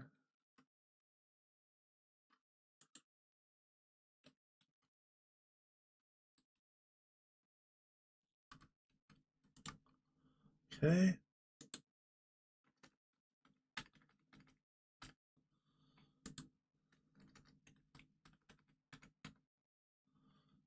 Million. Submit. Enable. What is this? Resplendent? Yeah, this is going to be another 100 million. Yes, and then batches of 10 million. Submit. Enable. Okay. Exotic and stellar. We use both of these quite a bit, so I'm going to put these up to 1 billion.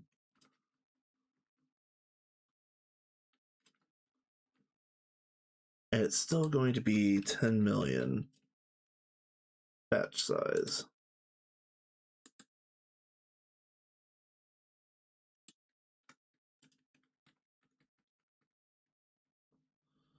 Okay.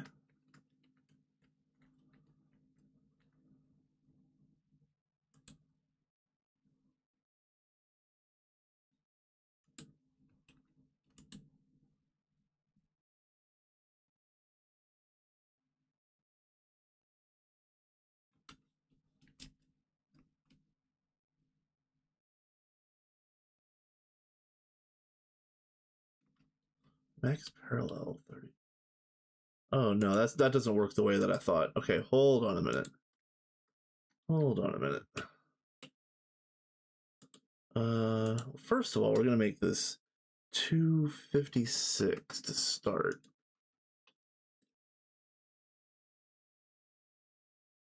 Doesn't say how much energy it's using. That's all right. I'm gonna make this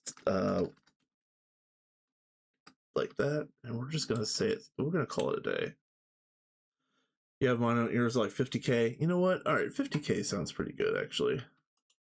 That actually sounds pretty nice.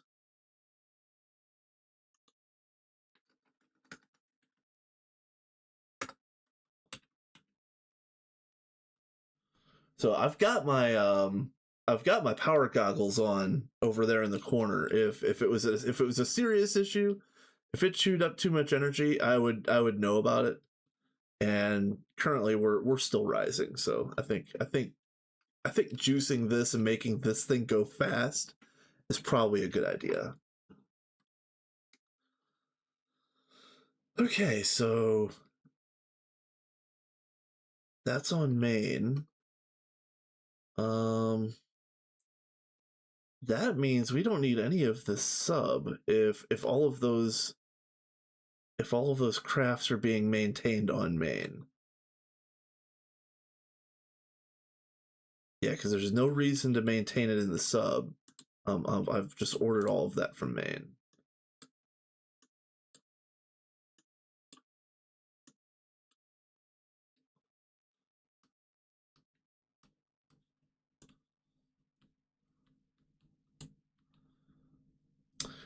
The only downside of iterative design is the inevitability of dead ends and false roads.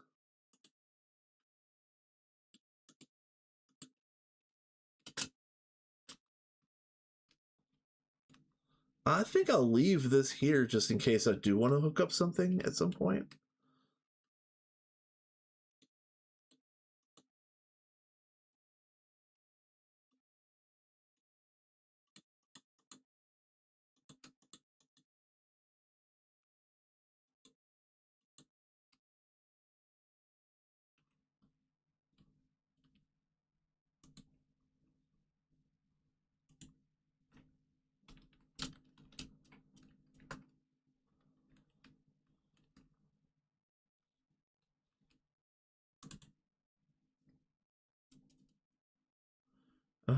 What is that, like 10, 11?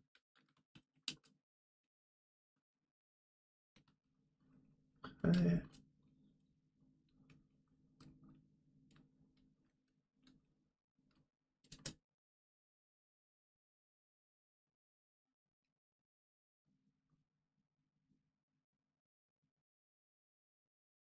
All right, so this is efficient. So again, not to belabor the point, but I'm trying to flatten out the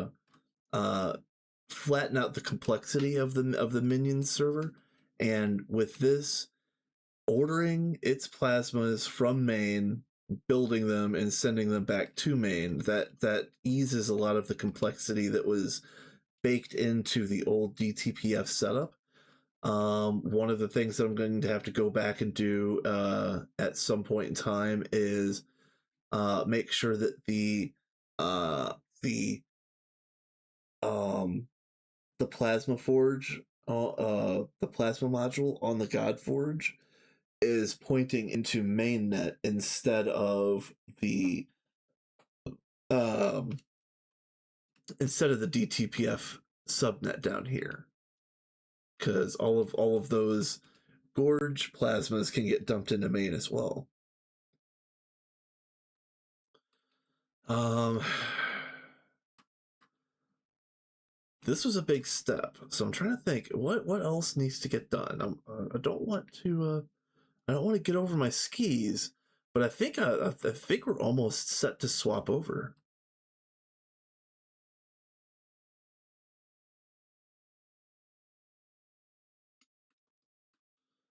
I mean, honestly, the last thing I need to do is pull all these recipes out of all of those DTPFs, which is easier said than done because they're not lined up in a certain way to make keeping that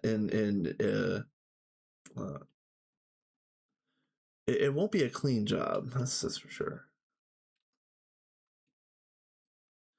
All right.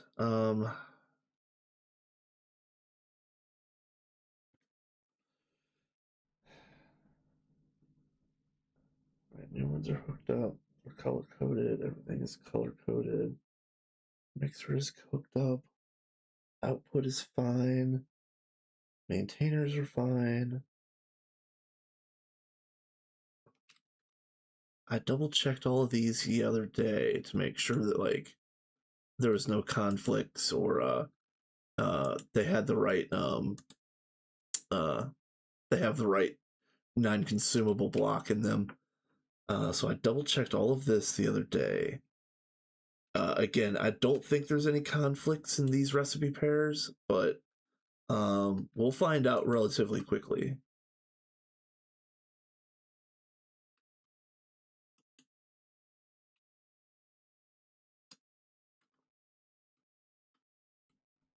Man, is it go time? Let me just think. Is there anything else that needs to be done?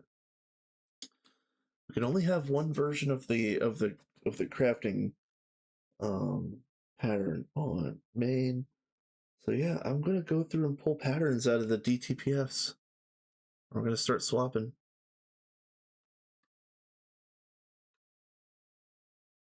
I think what I could do, hold on a minute, I got a good idea. I got actually a really good idea.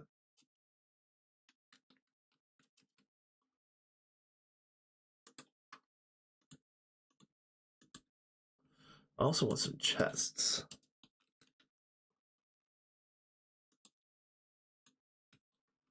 All right, starting here. What do you do? This is the UMV? Yes, yeah, UMV.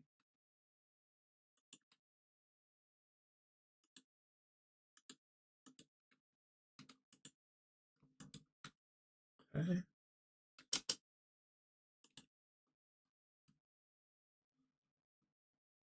Okay. This one. Just down. This one does a bunch. Yeah, this is the one I was complaining about at the beginning. This one is the whole reason why this whole thing got kicked off. So I got put into 6-phase copper jail and 4 or 5 days ago at this point. But yeah, this DTPF is the only one that does 6-phase copper and LUV and ZPM and UV and bedrockium. And this no, because some of these are hidden, some of these are weird. Yeah, and some of them are not named. I need to go through these. I need to go through these by hand.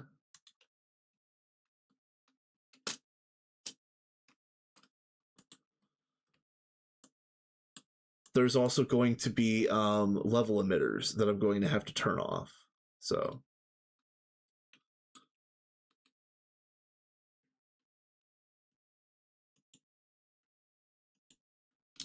Make sure.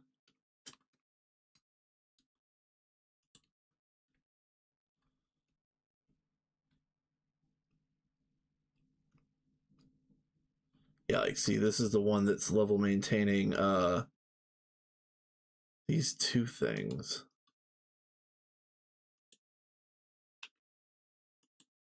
Oh, you know what? Let me get rid of this.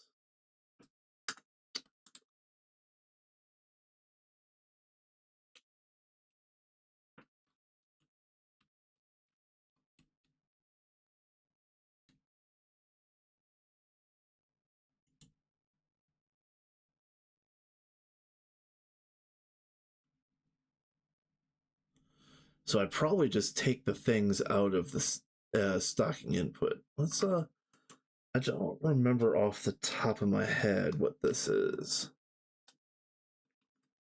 What recipe is this? Tesseracts and anomalies.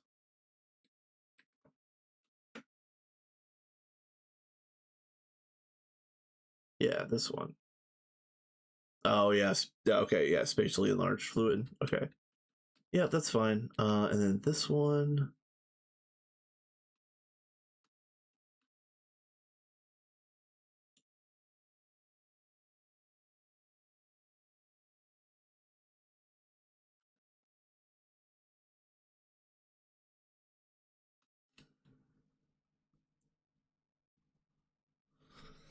How do I do this the easiest such that I can just turn it off and turn it back on for emergency and or testing purposes? Can I do?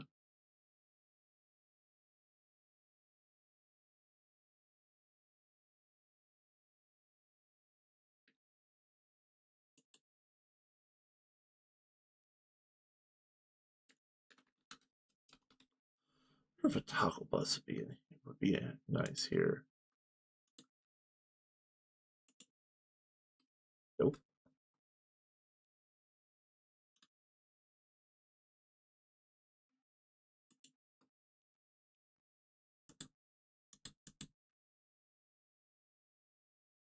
Oh, where are you? Get out of there.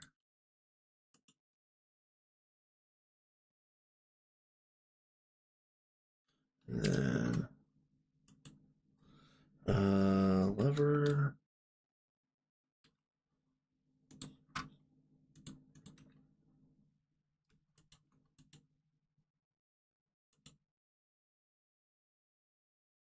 There we go. Very nice. That'll be good enough for that one.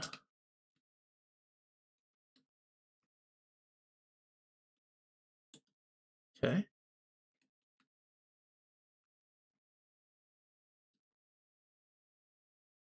All right. All right. Hello, noisy one.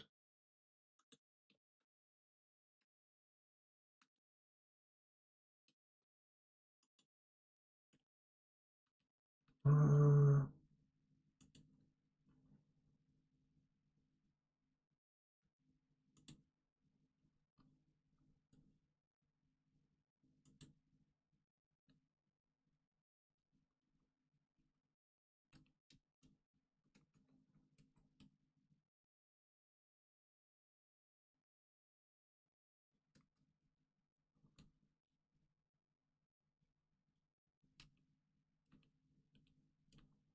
I think it's the same thing here. I think it's going to be toggle bus.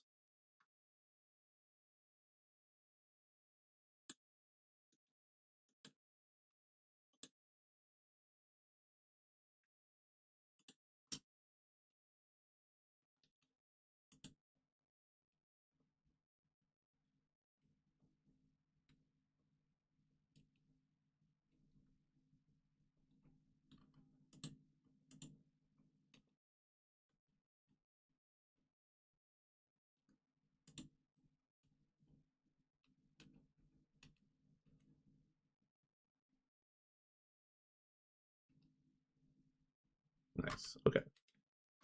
Very nice.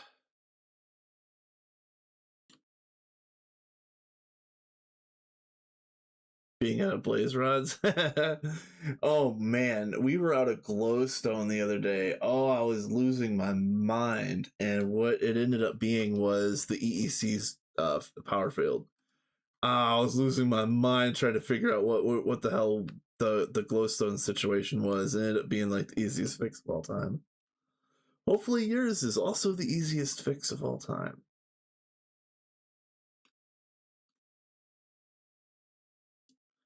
Where are you? Sherbon?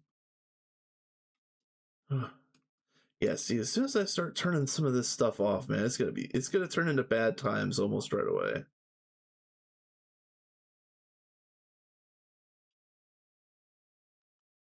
Okay. Where do I want to put this chest?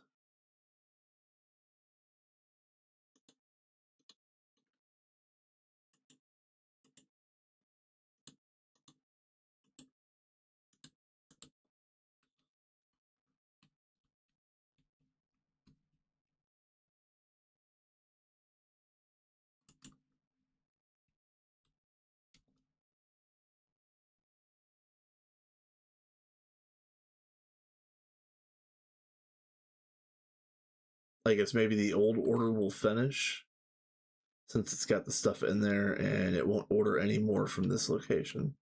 I think that's going to be the behavior.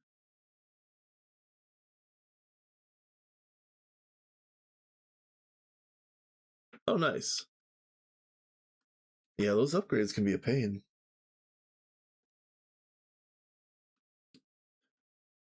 What are you doing? Super fluid. Yeah. Here.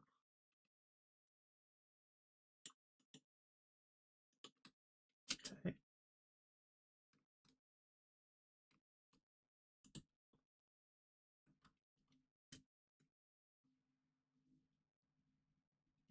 Let's go over here and get some of these. What are you making? I was making transcendent metal. Honestly, I'm gonna let you cook. You're gonna be the last one I turn off. How about that?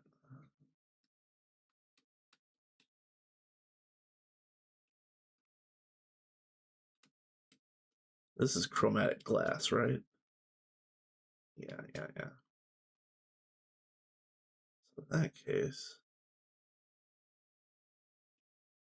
I do believe it's toggle bus time.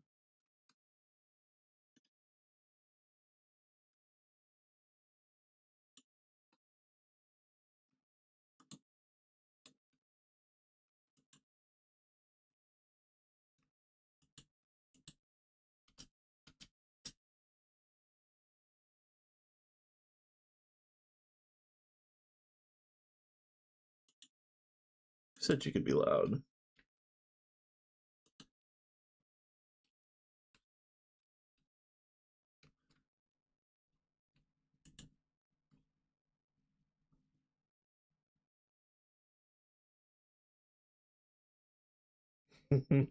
I bet. Look, I bet that's a really good feeling. I can't wait to see if I can get convergence on my new line over here. I'm kind of hoping. We're just gonna be cooking infinity for days. Let's see. What are you making? Hypogen. Hype all the gens.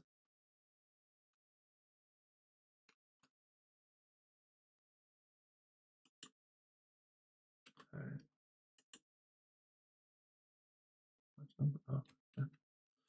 Yeah, we probably need to level maintain quantum. I just don't want to do too much too fast.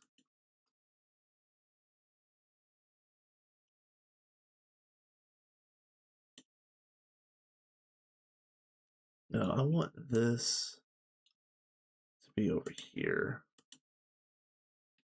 Yeah.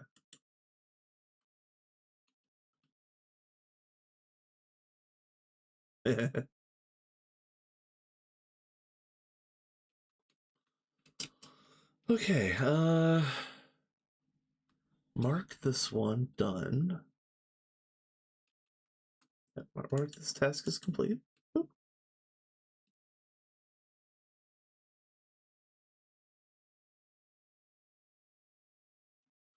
Get you.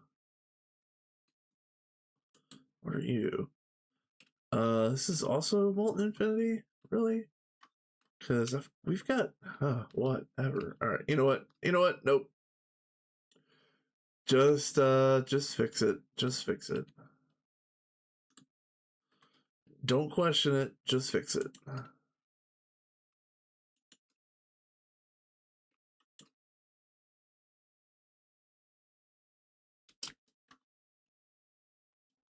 Why is this one the Infinity one when we've got this boyo down here? Like, they're all supposed to be the Infinity one. Like, there doesn't need to be one doing Infinity. Like, they're okay. Nope. Don't even get me started. Oh my god.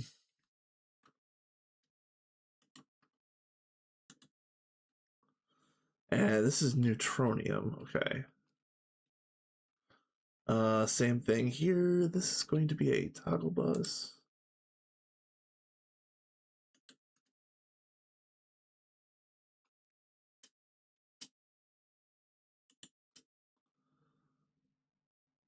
That would be really nice. Yeah, matter manipulator upgrades would be fantastic.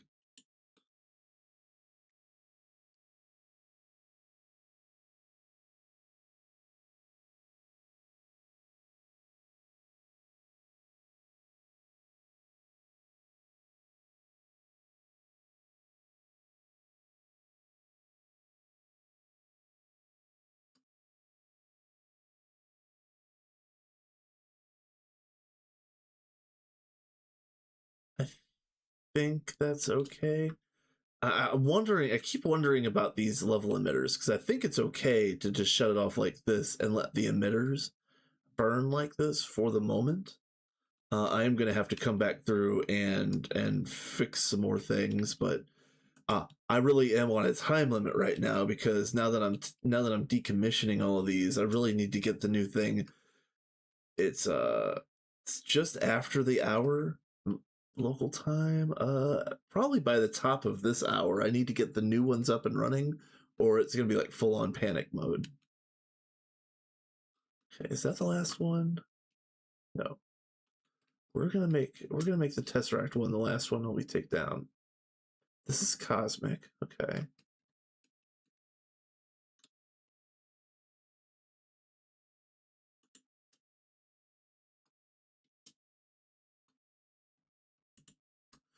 I already made new patterns, and I am leaving the old one up. That's kind of why I'm doing this, so that I can turn things on and off individually.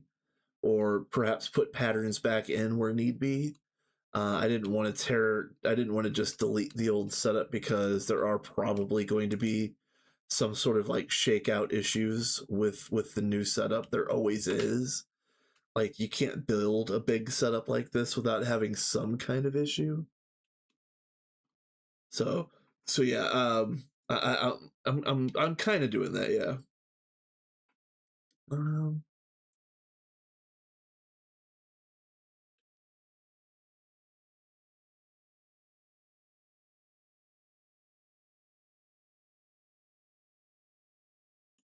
Hatch.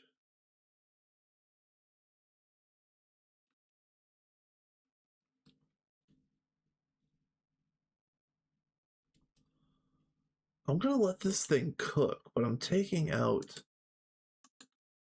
the recipe.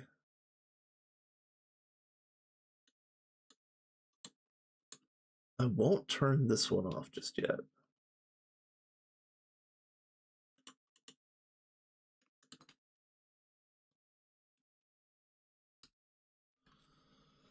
Okay.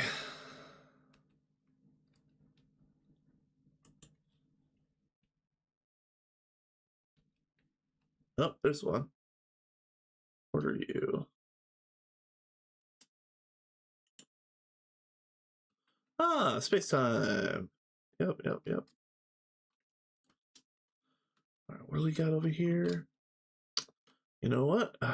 That looks an awful lot like a taco bus.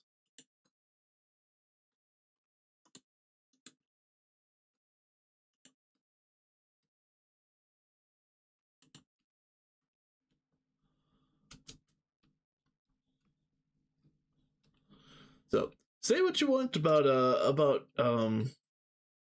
HJM's modern art installation here, but at least he was relatively consistent with the wiring.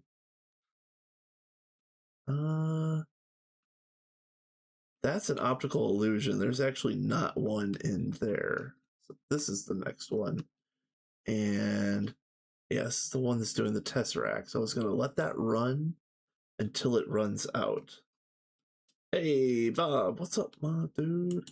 So we're doing surgery right now. So I know that you probably remember me showing off HJM's DTPF setup. I'm actually decommissioning it today.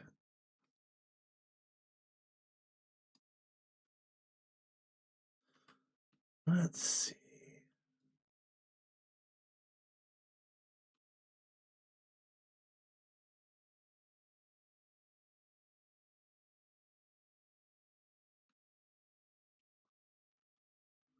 There's not much to remember. Yeah, I'm doing pretty good. I got the day off. I'm cranking out some things. Oh yeah, here we go. This will help.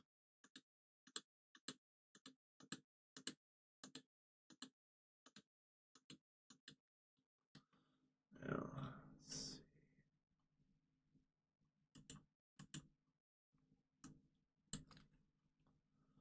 all right, and then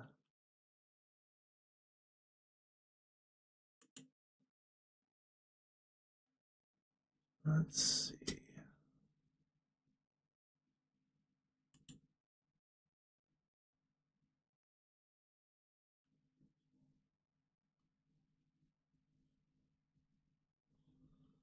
Uh,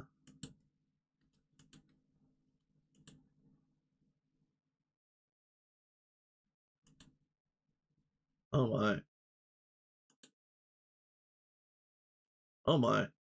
Um.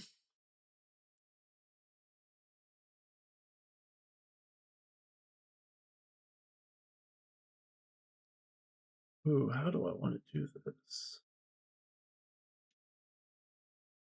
Uh.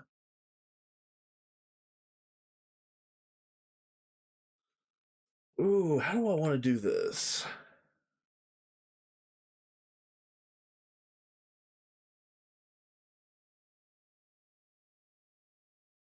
I've got an idea. I have an idea.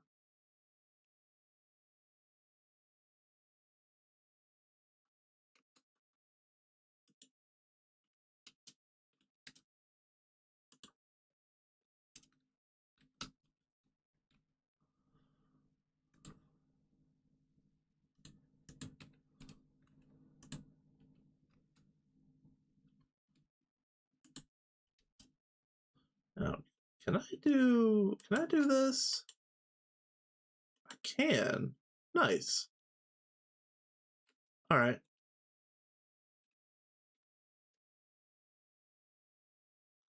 So regular crafting should be disabled here, but I do believe that it's still going to be maintained and run the Molten Infinity without issues.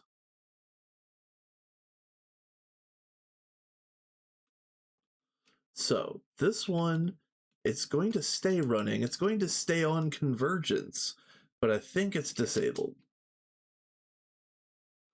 All right, am I missing anything here?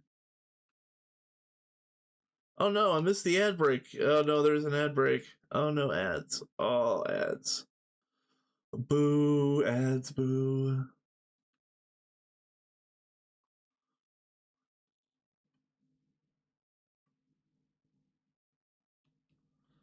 All right, I think that's everything.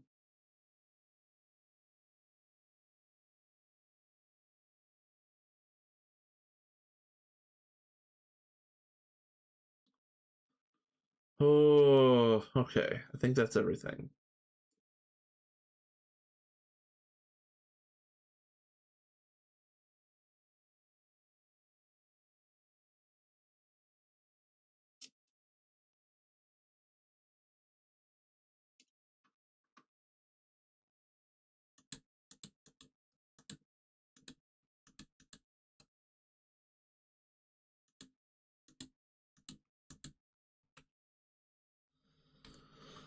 Okay.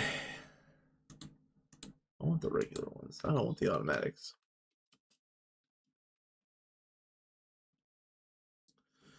All right. Well, you know what, guys? There's an ad that's still going for about a minute and a half. I'm gonna get up and get another drink. I'll be right back.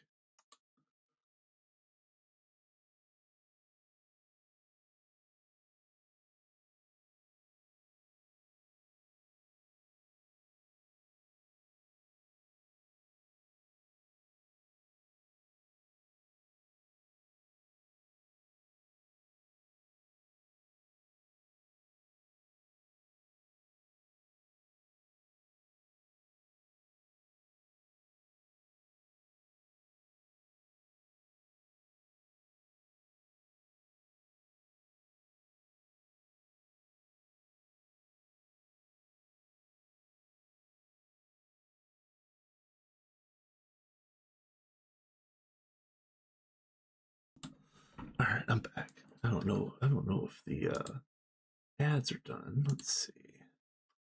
Ads are still going. Nah, boo. Boo his boo.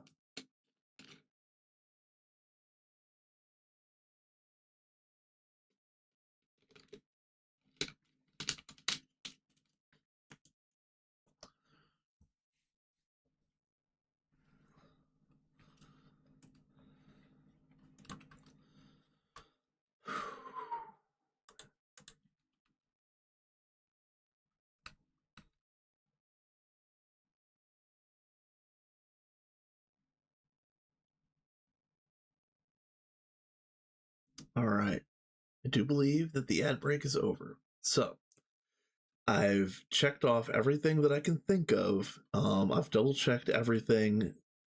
The only thing left to do is to hook this up. So the expected behavior is that probably within about a minute or so, most, if not all of these, should fire up with automatic processes. So we'll see how that goes.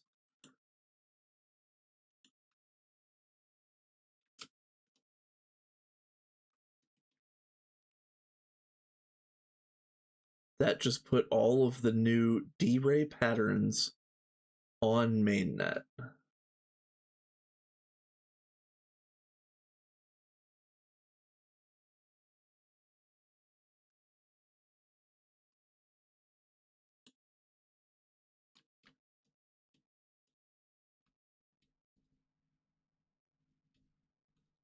Hmm.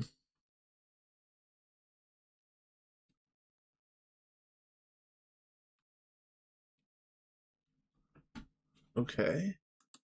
What kind of automatic buys do we have? Yeah, I'm gonna let that go. I'm gonna let that go.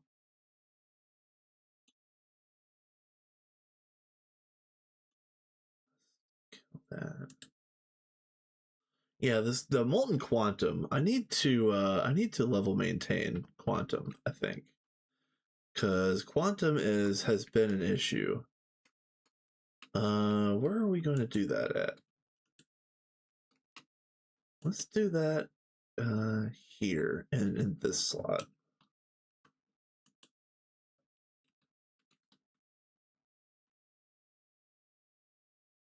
And I'm doing it here because it has significant relevance for the DTPF. Oh, you know what? Hold on.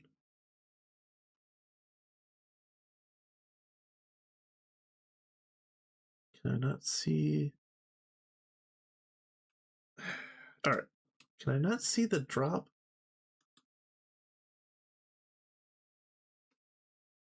There we go.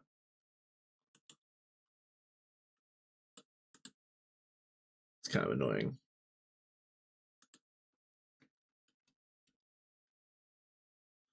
And we'll do 10 million on this one as well.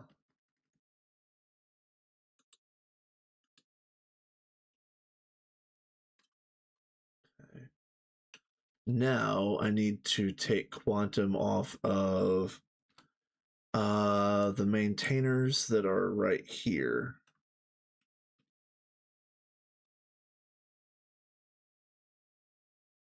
Now that step I probably could just get into the terminal and pull it up remotely, but I need to come back down here and double check anyway.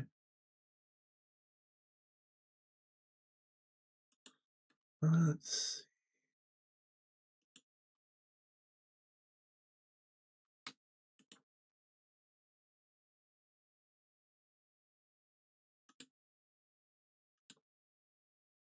All right.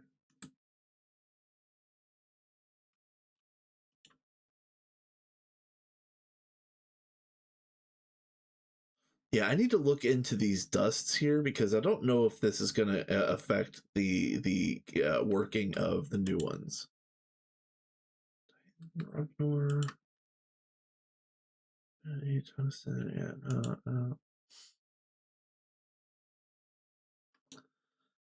no.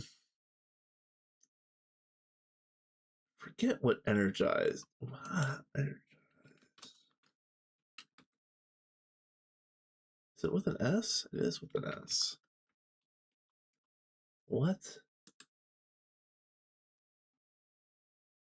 Oh yeah, the neutron activator. Yeah, that's right. Okay, that's fine. That's fine.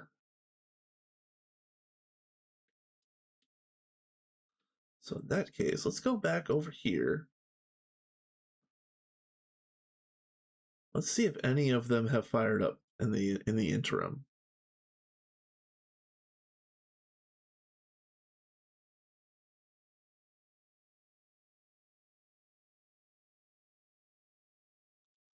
Oh, server.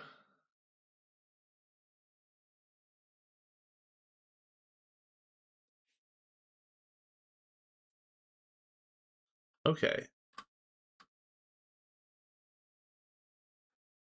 So let's try let's make a test. I think I'm gonna order some 6-phase copper.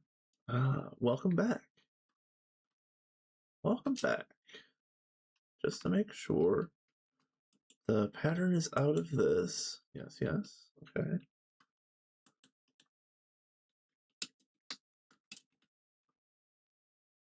Molten 6-phase. Let's order 100 million.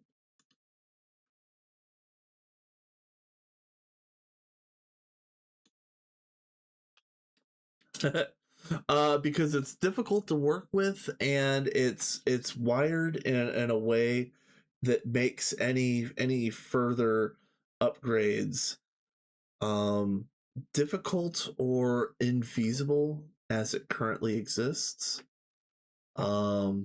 I'm not gonna tear it down necessarily. We might throw a stack of TNT on it at some point, but um, um, no, this setup, this setup is designed so that uh every recipe can run on every machine, hypothetically at least. Where is the 6-phase? It's right here.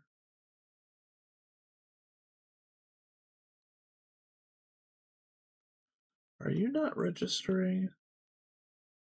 No, that is.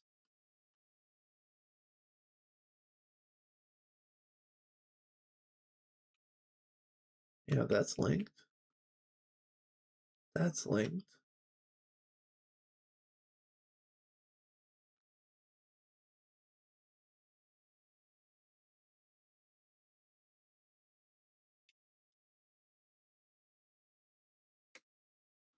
All right, so why isn't anybody working?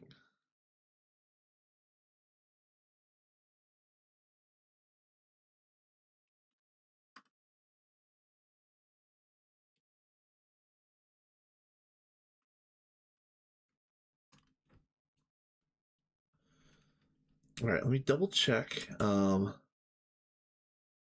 right.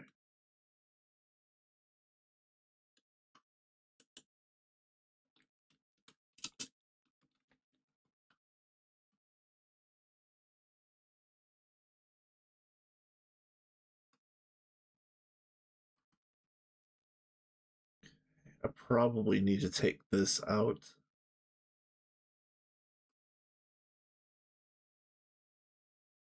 Oh no, that's catalyst. No, I'm tripping.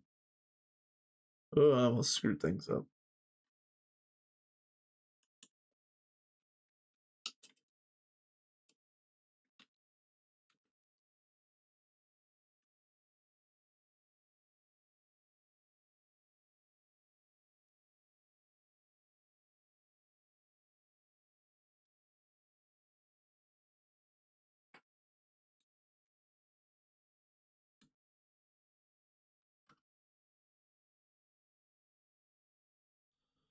So, do they just need a boop?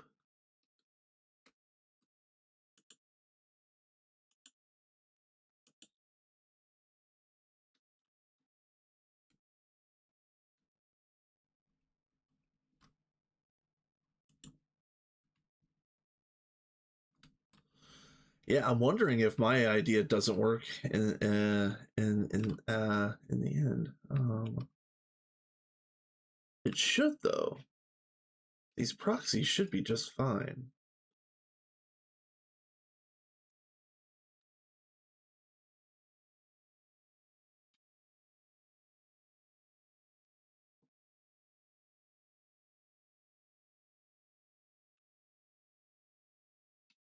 Hmm.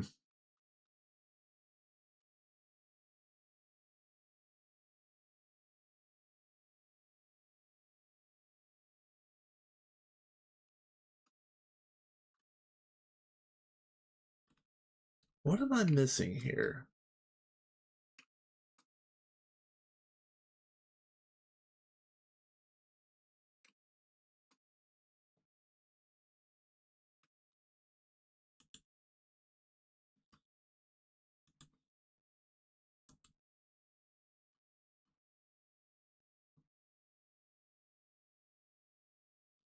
So it's 6 liquids and a singularity.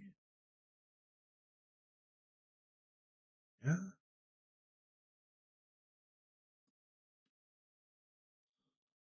What? What is the problem here?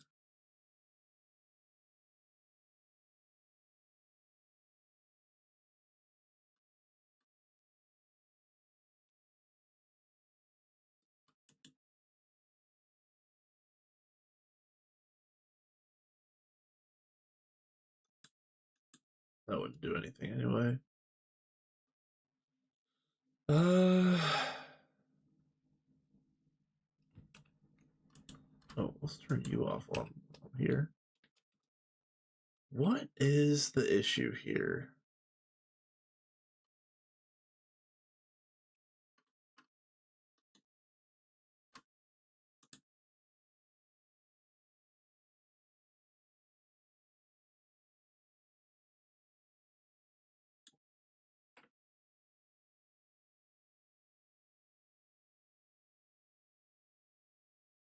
All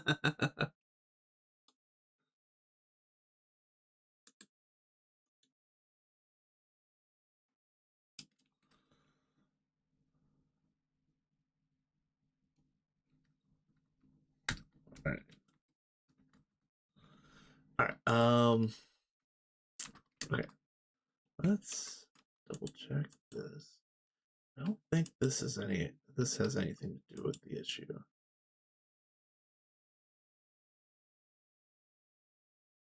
Questing, crafting.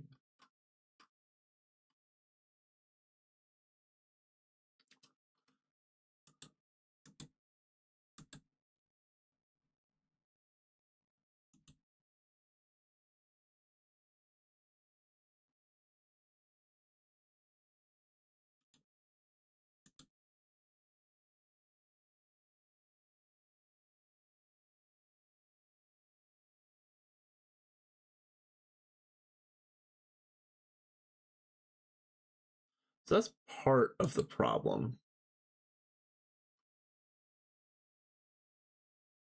Hey, welcome in, John. Hello. Uh, um, it's good to see you, my friend. I haven't been pinging you or anything because I know that at least in the past, you didn't like getting spoilers for later points in the game. So, since I've been stuck on Minions Endgame for a few months now, actually, um, I've been meaning to ping you and see how everything's going.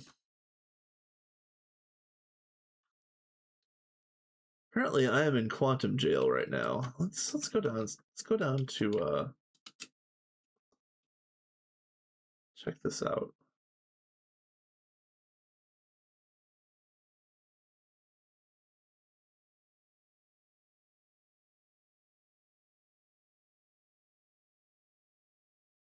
Oh, nice.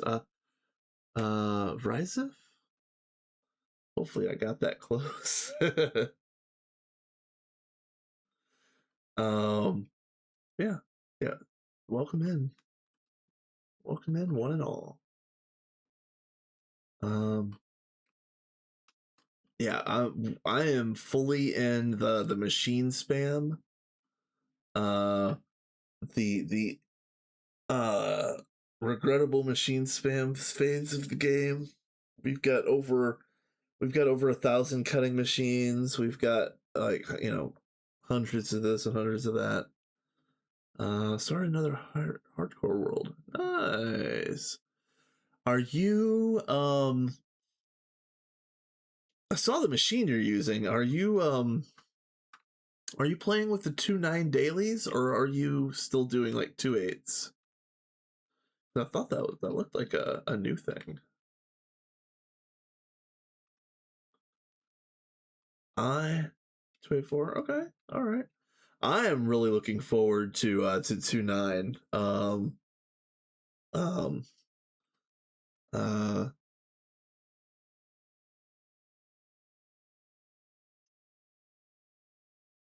let's see.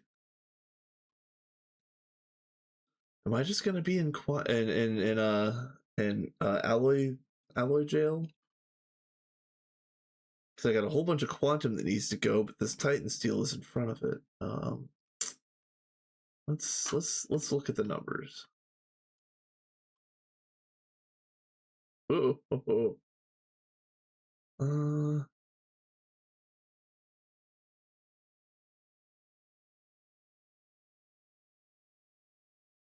Uh, that's regrettable. Oh, it's regrettable.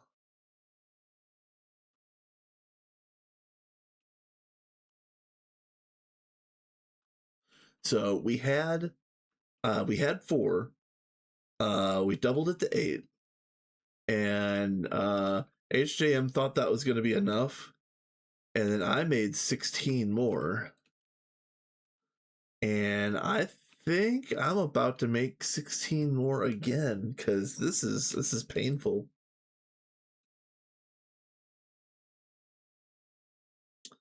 Oh, this is very painful. Okay, what do we got here? UXV 256. We got tons of those, I think. Yeah, we've got 70 of those. Okay. The latest should be a view of a starter home on a mountainside. Oh, okay. Nice.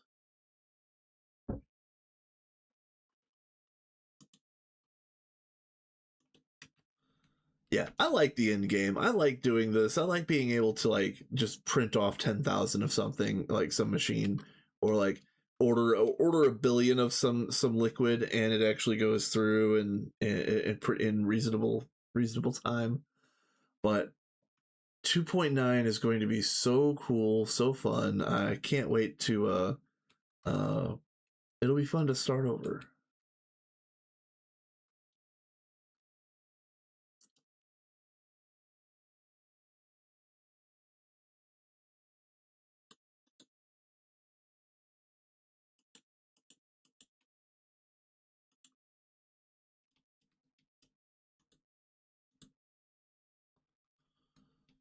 Okay.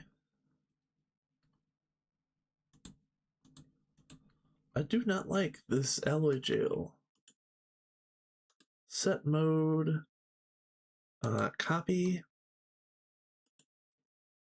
Yeah, for anybody that isn't good with Matter Manipulator, or anybody that came in from that raid like Vrysif just a minute ago, Matter Manipulator is probably the coolest thing added in GTNH overall. It makes this end game stuff so much easier. It's really pretty nice. So for this, we're just gonna go ahead and set mark copy. Yeah.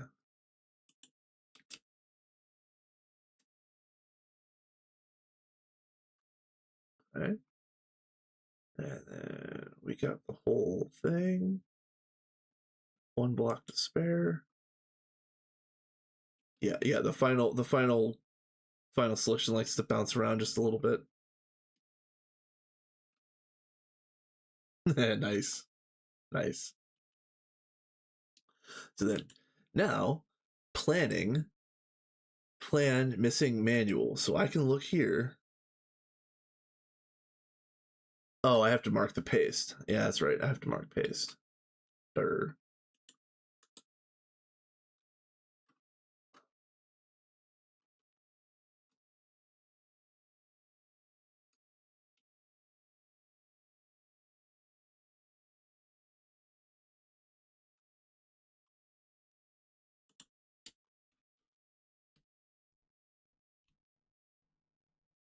oh man, boo. Can't believe I did that.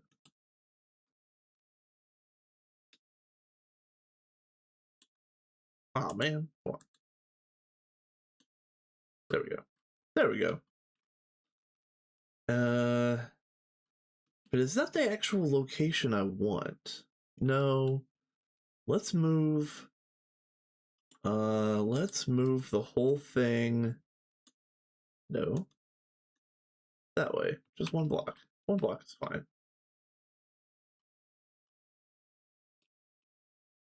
Let's make it 2 blocks.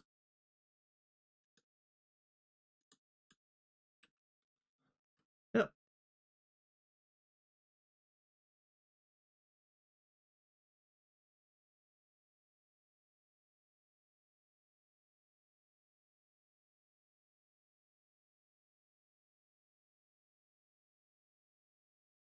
Oh, I saw that. Oh, what's missing? Oh, yeah, yeah.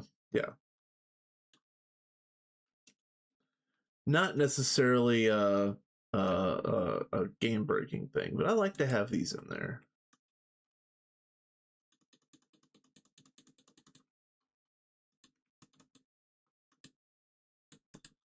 Just make a bunch by hand. This should have a pattern, but I don't know why it doesn't. That's fine. Okay. So now, yeah, I'll have to go through and hit them, and also, let's see. It's 2 channels per, so I need a whole new hub. Yeah, all right. Yeah, just drop a whole new hub on this. Hub.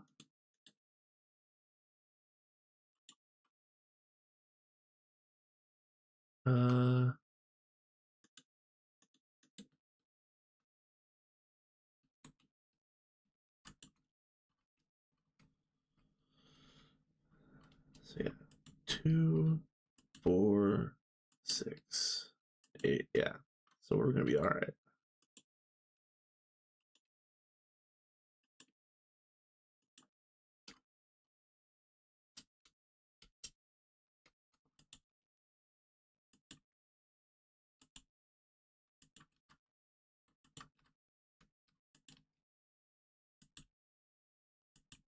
Okay.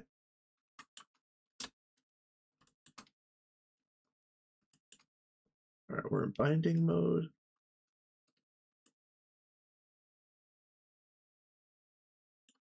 Okay. Now,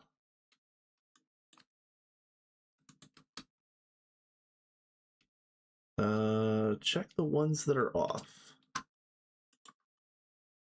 Oh, yep.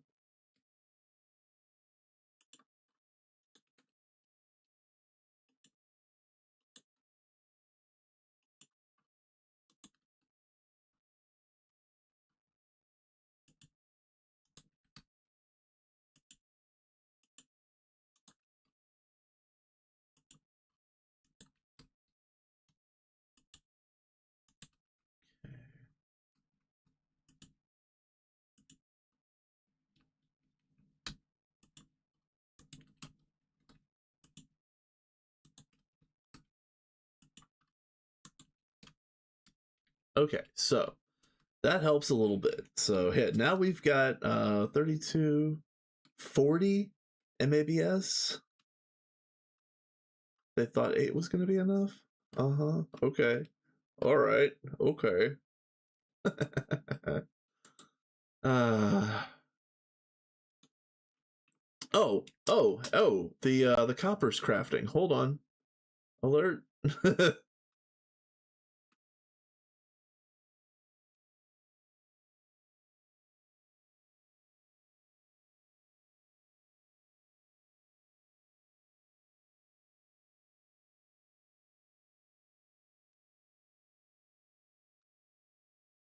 Oh, yes. Yeah, you see how many of these are running right now? Oh, it's so good. And whoever's free is just picking up a round of 6-phase copper um when the resources become available. Oh, it's so good. You guys, this has been a lot of work. It's been a lot of work to get to this point, but now that this is done, I can scale this. I can just multiply these DTPFs, and I don't have to, like, all of the groundwork is built in. I could start working on putting converting these over to convergence, which is going to be pretty easy. Basically, it's going to, instead of being a crafting proxy with infinity, it's just going to be like a stocking bus that makes infinity, um, or a stocking hatch, or whatever. Um, this is going to be fantastic. So this idea works. Oh, so good. Hey, congratulations. Having SMD diodes is like that stage of the game, every single one of those steps is a massive, massive win.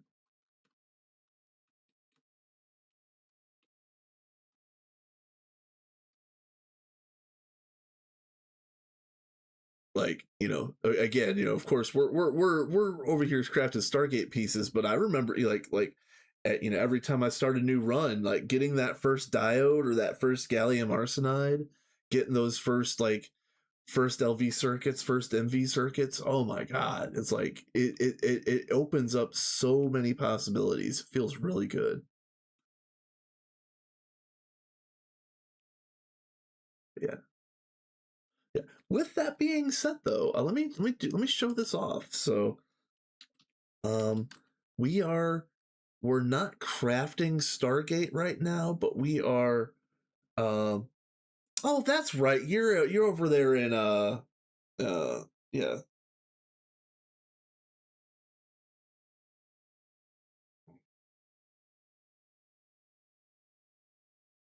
yeah. Still, hey, look, no, like Greg is Greg. Even any other Greg pack, it's still an accomplishment to get those diodes. You don't have to worry about that. Yeah, we're crafting Stargate pieces. Star technology. Yes, that's what it was. Because I don't know why I had technological journey on the tip of my tongue, and I'm like, no, that's not right. Like, what tech is it? What tech? uh, so for anybody that hasn't seen, in order to win the game, you have to build a Stargate, and so in order to build the Stargate, you have to have the Stargate controller, which is this. You have to have one Stargate base, which is this. As you can see, this also has 8 chevron blocks. Hold that thought for 1 second. You also have to have 7 other Stargate chevron blocks, which look like this. And then you have to have 8 more Stargate ring blocks, which look like this. Now we'll start here because this has the 3 main components. We have frame parts, chevrons, and plates. Stargate radiation containment plate, whatever. Um, the frame parts are the easiest of the 3. I could probably print out the rest of the order for the entire Stargate in one shot. Yes, the base would cry about it. It probably would take 24 hours to get finished, but I could do it. You need a proc. I think I'm printing like 300 or 315 of these chevrons to start. Um, and that can get finished now, but I'm only printing like 30, 40, 50 at a time just to make sure the base doesn't bog down. I haven't counted how many plates I need, but as it stands, like with the technology that I was working with yesterday, I can order a maximum of 2 plates before the base craps itself. So that's part of the reason why I wanted to do this upgrade right here, because if we're only able to craft a handful of Stargate plates at a time because of the resource crunch and because of everything being blocked by everything else, um how my like we're gonna be printing Stargate pieces in 2027. It just doesn't work. So that's the other major reason why I needed to overhaul these DTPFs. Um, so let's get back into here.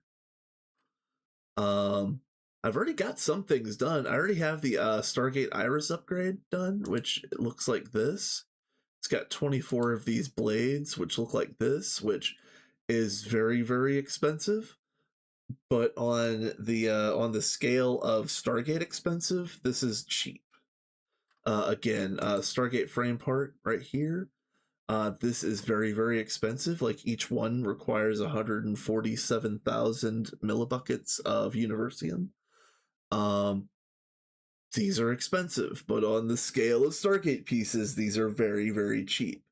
Um, this is the next piece in. You can see we've got to have the motors and pistons and the field generators. That's where most of the cost of the chevrons are coming from. I did have to print off a whole bunch of these. The silliest named thing in GTNH, the super dense magno-hydrodynamically constrained star matter plate. You have to have 2,500 something of these to build a Stargate. I've already printed off like 95%. So those are all done. Chevrons are easy. Now the plate. Here's the plate. The plate requires a whole bunch of different nanites. It requires the higher tier UXV components, and every single one of these plates requires a stack of these Gallifreyan stabilization field generators. And these things are, even now, like even at this stage of the game, these things are sickeningly expensive. Like all the rest of this stuff you could probably get printed out in like 20 minutes. Making a stack of these takes like 4 hours. It's crazy. So I'm not gonna.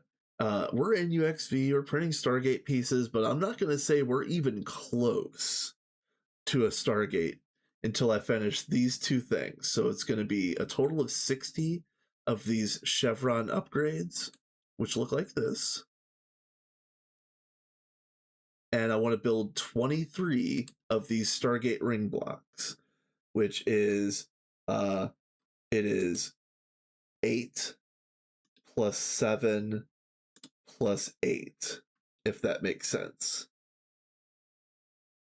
So once I get those two shopping lists done, then I could start thinking about, oh, well, it's actually time to start building a Stargate. Let me actually start building all of these other pieces, which some of these things are actually pretty cheap. Like the most expensive thing on this page, other than the Stargate blocks, is the Stargate core crystal. I'm kind of for better or worse, I think I'm going to make HJM do this for two reasons. First of all, it's got to go through the gorge, and he's got the gorge all gorged up. So might let him just handle it. And second of all, I will have done every other piece of Stargate up to that point, and he's not going to be back from his vacation until like June 2nd. So it might be like that first week of June where I've got literally everything else done for Stargate, and then HJM shows up, and I'm gonna be like, bro, you make the core crystal, and then we can take that W. The core crystal is very expensive. You can see heat capacity of 100,000. That is a maxed out gorge to be able to do this. 64 of this Stargate crystal dust. Hold that thought.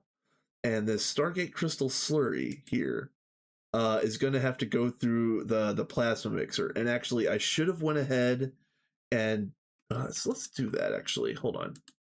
While I'm thinking about it, let's get this pattern. And then how much do we need? 128 million. Okay, so let's craft this up to 128,000. There we go. And you can see this Stargate crystal slurry also takes all 5 of the catalysts down at the bottom. So yeah, that's wild. So this is circuit 24. Crafting input buffer.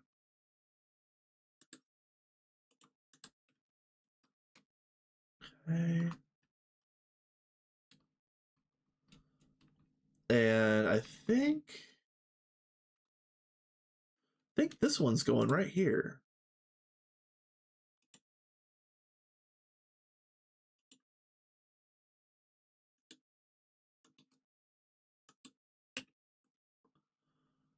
And where'd you go?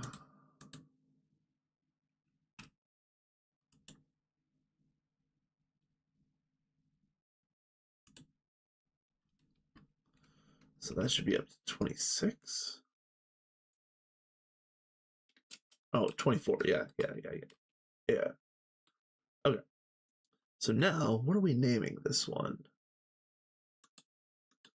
Well, what's the name of this stuff again? Stargate Slurry? Okay.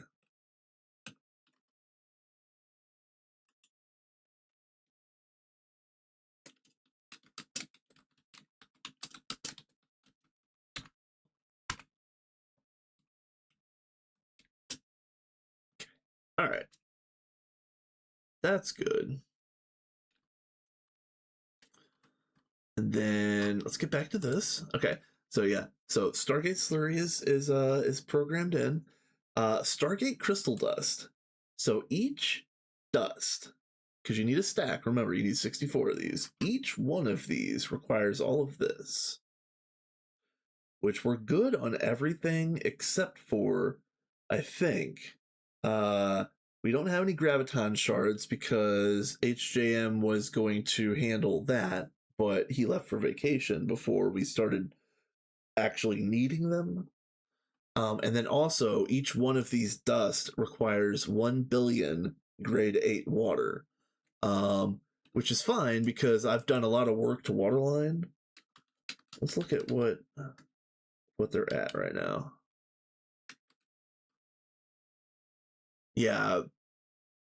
Yeah, you can see I've got 185 billion grade 8 water now. This was way better. This was down at like 6 or 10 billion grade 8 water, and it just wasn't going to cut it. 185, I think that's more than enough to get a Stargate.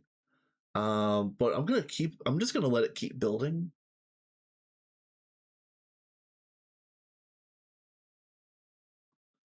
Or perhaps I might start level emitting and saying like, make 250 billion of 8 and 250 billion 7, or whatever the number is going to be. That way the other ones can build back up a little bit. I'm so happy, you guys. I'm so happy that these DTPFs have kicked on and I'm not having any major issues. Oh my god. Hey guys, Flurbin and Term, you guys rated at the exact same time. So bear with me. There is a shout cooldown, so I'm gonna shout you first, Term.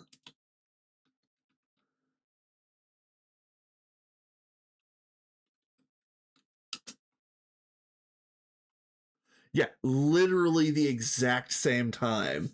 Exact same time. That's so good. But thank you very much, you guys. Thank you, Term, and also Flurbin. I actually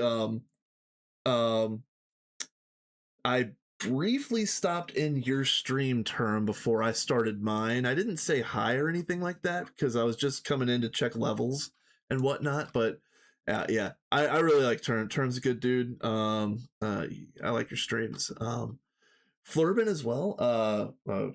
Are you still doing I haven't watched a whole lot of Flurbs. Sorry, guy. Project Singularity was fantastic. I watched a lot of Flurbin early in the PS playthrough. What we're doing right now, of course, we're in GTNH. I'm flabbergasted that my setup works. You're gonna really like this, you guys. So this is getting some TPS issues lately. Yeah. Well, that was bound to happen with so many heavy hitters on that run. It was bound to happen.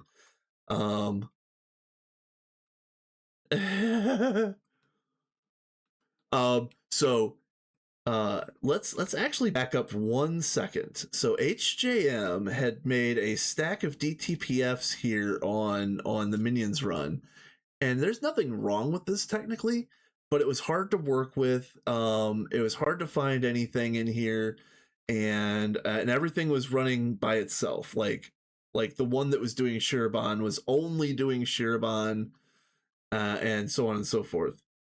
I've thought about doing TTS on this channel, but yeah, those old DTPFs were difficult to work with at best. So this is the part that you guys are going to really like. So I went through and I made a setup so that all of the DTPF recipes are split up into 11 different buffers. And that way, each pair of recipes can go into here. And I've got these color coded. And again, this is yeah, Flurbin, this is some goose and duck type stuff, honestly. I am no one special, but I think I've come up with something pretty fun here. So I did these 11 proxies and I made sure that each color is highest priority on at least one pair of machines, and all the machines can do all of the different recipes all at once. So there is going to be as little crafting jail as possible. And actually, now that I'm talking about you, let me see if that cooldown is done. Shout out Flurb.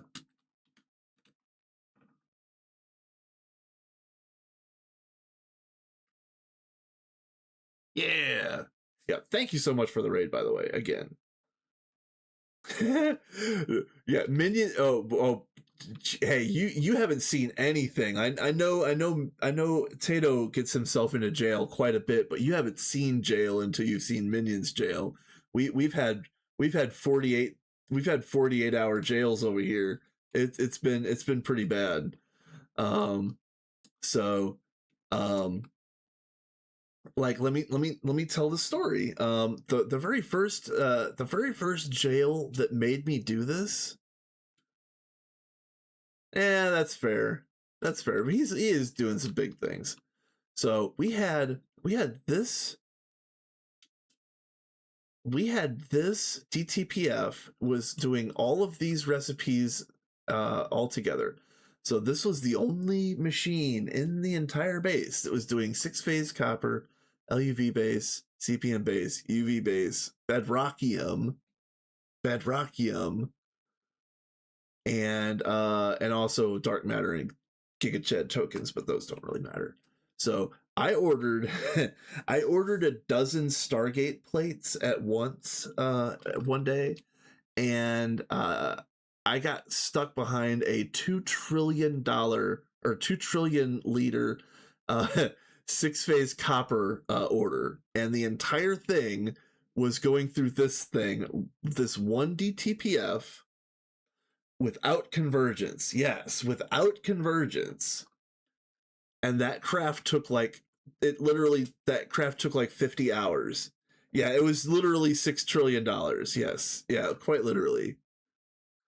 Yeah, and that craft was, and you got to imagine all of the UV Supercon, ZPM Supercon, LUV Supercon, and Bedrockium was stuck behind that one craft on that one machine, when we have this whole stack here that could, in theory at least, be doing something useful. So that was the seed that got planted to make me want to do this thing over here. So this isn't perfect. This is the 1.0 version of this idea. There's still going to be crafting jail. There's still going to be, probably there's a conflict that I haven't found just yet, but I think this one is, first of all, it's not cursed. It's easily you could work on it. I like the cursed one. But you don't have to work on it. You don't have to be the one that's fixing things on the cursed one. And also, I don't know if you guys are just noticing, but you see all of these are running. I don't know what they're running. They're just running whatever's being ordered right now. Like, they could all be doing 6-phase. Yeah, they're probably all doing 6-phase right now. It's so good. Oh, it's so good.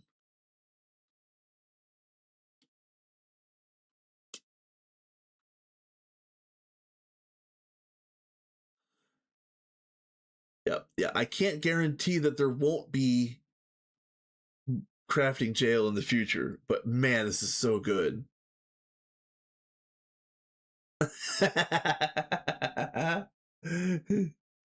I was thinking about building the the twist space one with the Croupo coils just to piss people off, because this is, of course, we don't have twist space here. But uh I was gonna I was gonna build the dirt TPF and put it on top of this stack here.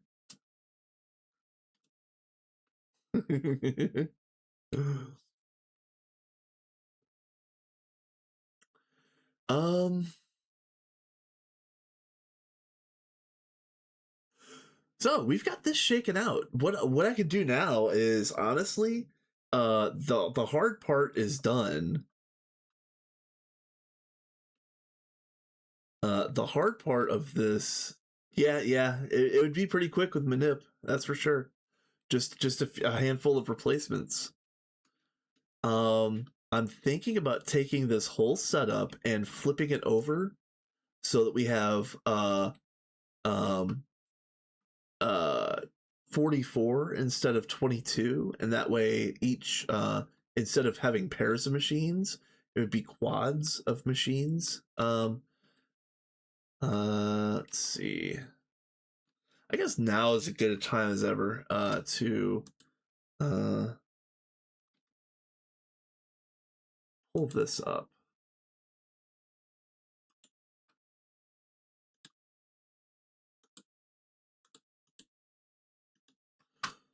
For anybody interested, this is where's my tab?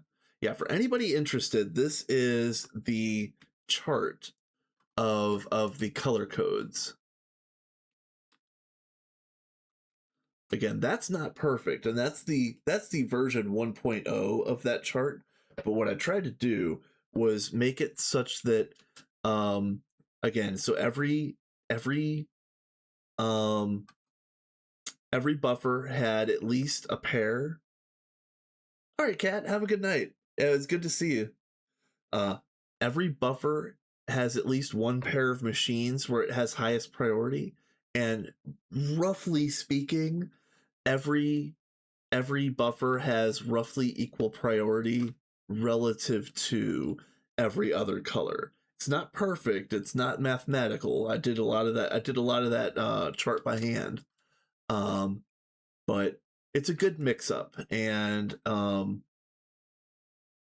that way, like, I'm never going to get stuck behind 6-phased copper ever again. There's going to be machines that will do other recipes prioritized over that. Why not use OC? I haven't been using OC. I think we only used OC here for a handful of things. Like, we didn't even do like OC waterline or anything like that. Well, I'm trying to think, what did we use OC for? Bees, right?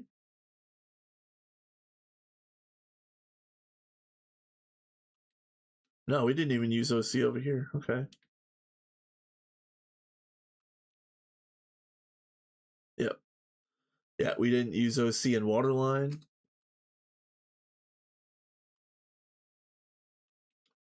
I guess maybe the only thing was crops, and that was me.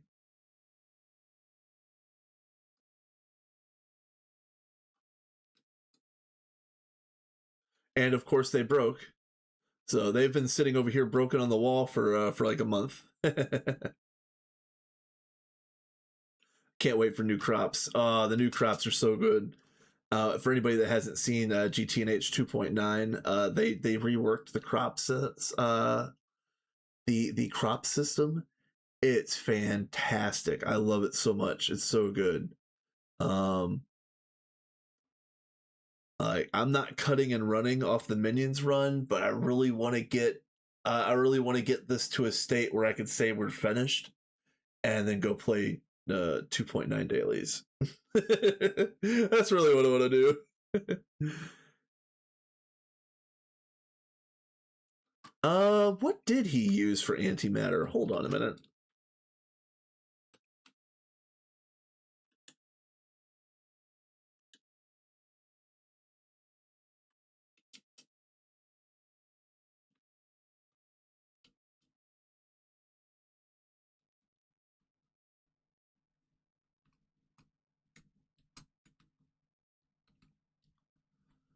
Looks like the slam just uses cell swapping. And looks like he's just doing cell swapping here too. Okay. Wow.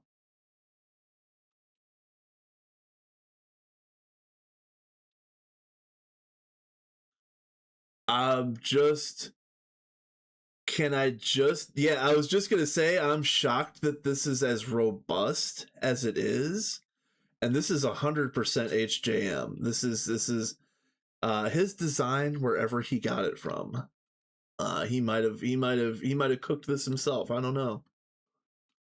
But this is pretty wild that it works as well as it does, because I've had no problems.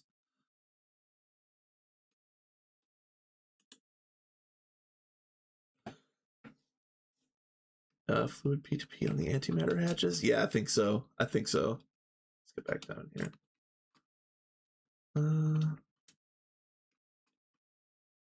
Oh, I'm stuck. Let me in. Let me in. How do I get in? Yeah, it's all hidden. How do I get in? Damn it. Let me in.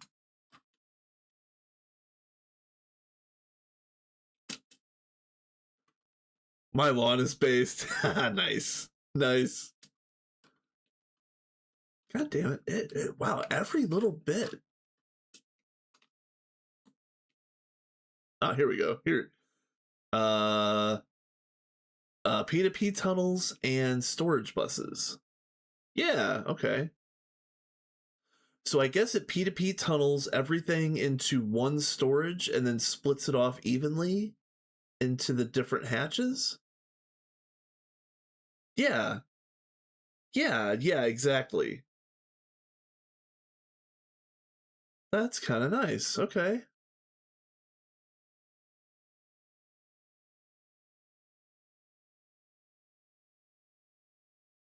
Yeah, as far as this stuff is concerned, this feels like it's kind of a low-tech way of getting this done. It feels like this is pretty decent. And no wonder it's as robust as it is, with it being as simple in air quotes. It still requires some setup, but yeah, this is relatively simple as far as this thing is concerned. Yeah. Yeah, it definitely makes sense once you take a look at it. And then let's get back down here and take a look at the out, get out.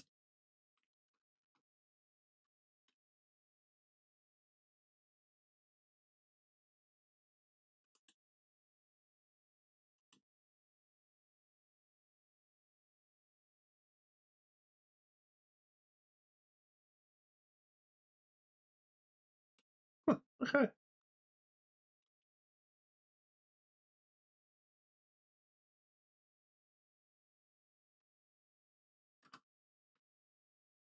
That's cool.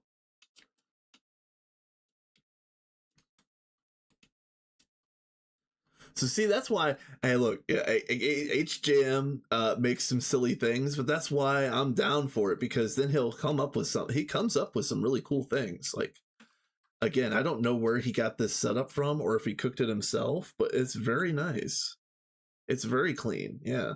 Oh, the ad break starts in 30 seconds. I like to run ads in a 3-minute block so that people can get up, get a drink, get a snack, stretch, let the dog out, whatever you got to do. I'm just gonna gawk at this for a little bit, and yeah, not bad.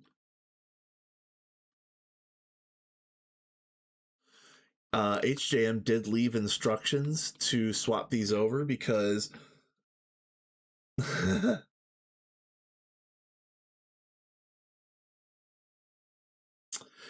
Okay, so let me say it like this, Elder. Congratulations. I'm glad that it's like that. I am not a fan of ads, honestly. I don't really like, even from a streamer revenue standpoint, I don't see any revenue, quote unquote, from ads. If I do, it's like 5 cents. Doesn't matter. I don't care.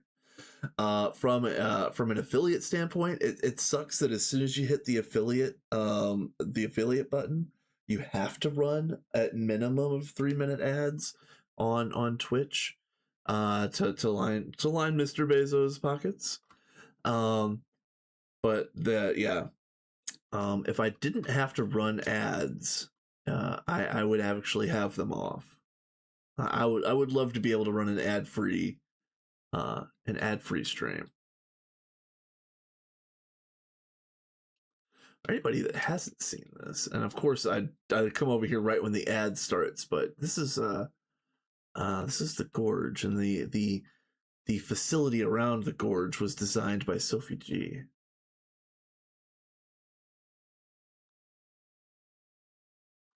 So nice. So nice. All right, we're going back home.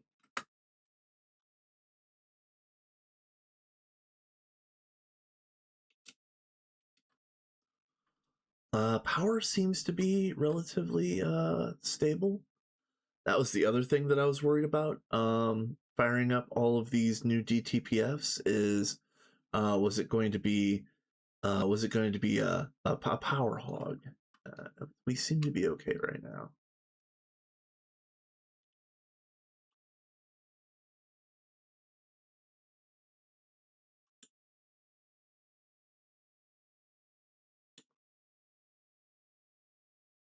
Okay, it's working. 6 phase.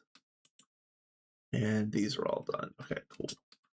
Yeah, this has been a really successful swap over. I thought that it was going to be more difficult than it was. I guess, with me with having like the um uh excessive attention to detail, has actually turned out for the best in this endeavor, because yeah, I didn't expect to just flip everything over and it all work 100%. I thought there was going to be some sort of shakeout issues, but um yeah, as it stands, I feel like all of this has been fantastic, and now I'm going to start thinking about um multiplying this. Like, here, hold on. Let's take, this is going to be a huge buy, so probably not gonna do it right now.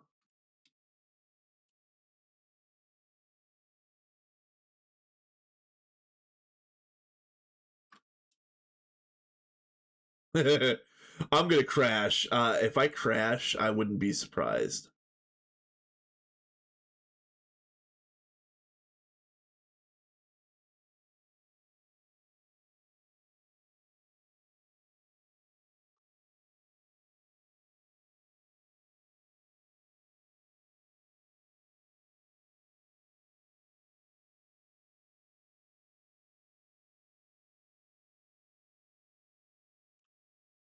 Whew.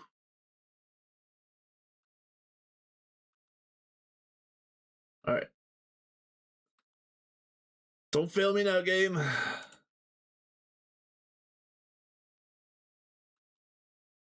Oh, that's kind of annoying. Let's edit transform. Let's reset everything. Copy.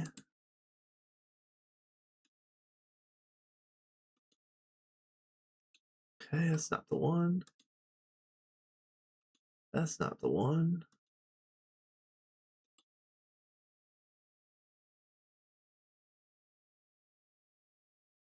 Is it this one then? No.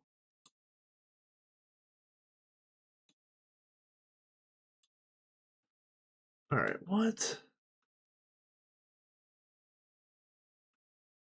Why are you the way that you are?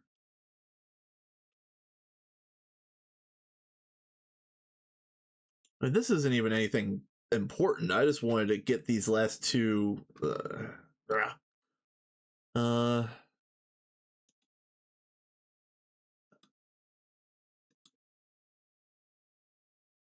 Okay.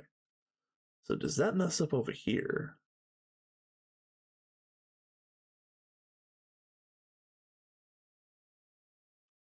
It does. Okay. So now let's stretch this end. Now I should probably be able to do like this. No, like this. Yeah, there we go. Okay. Now this end should be fine. Okay. Whew. Now, uh,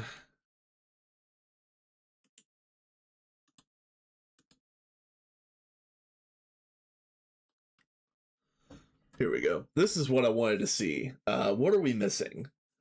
Dimensional injection casings, 16.2 missing.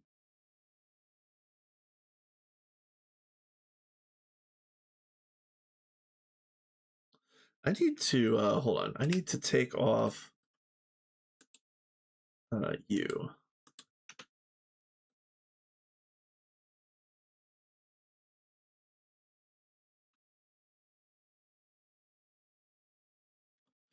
All right, pushed to the uplink. Let's see what this looks like. Because I think I hit the wrong button. I think I needed to I needed plan auto and not plan manual. Let's find out.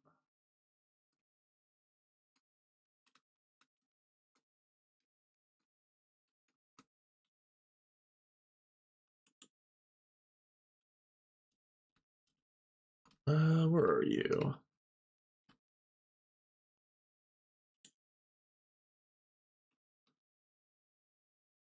If you type in your username and AE, it shows the plan. Ah, thank you. Okay.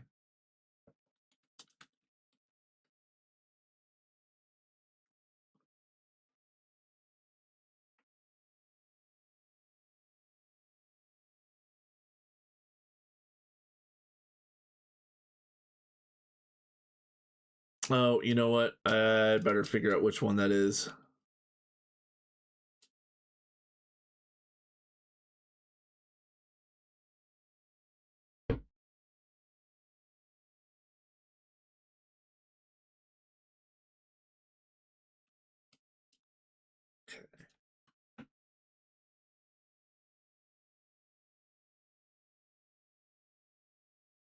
I think it's got to be this one, the Z negative 420. Yeah, it has to be the Z negative 420. Yeah, yeah, we're fine. Craft one.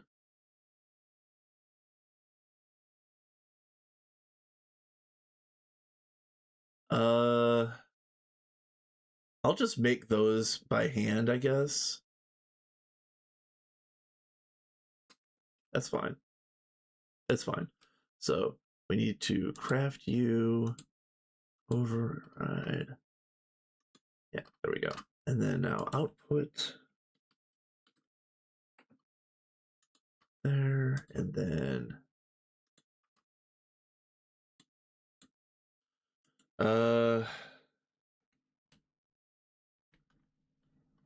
is it 256s? I don't remember this piece of the puzzle. No, it's got to be 64s then.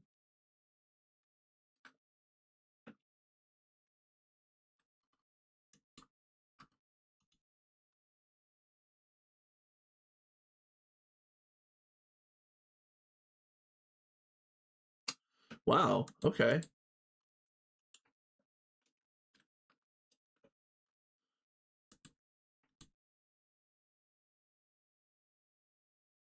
Yeah, so it's asking for 131K, right?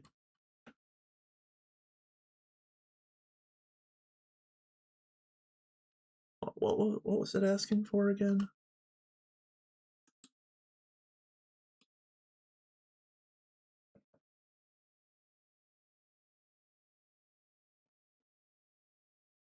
$134 million. Oh yeah, it's the 16.3. Yeah, I'm going the wrong way. I thought that was a K, not an M. Okay, yeah. Yeah, we were going the wrong way, guys. We need this. Let's just make a stack of these. Good enough. Okay, so now let's see what our craft looks like. A lot of this stuff should be going pretty quickly. One thing that I've done is my previous mega build previous to this was the optical center, and let me show that off really quickly. So I went ahead and I made a whole bunch of AALs before I decided that I was just going to start spamming higher tier energy hatches instead of just spamming more machines.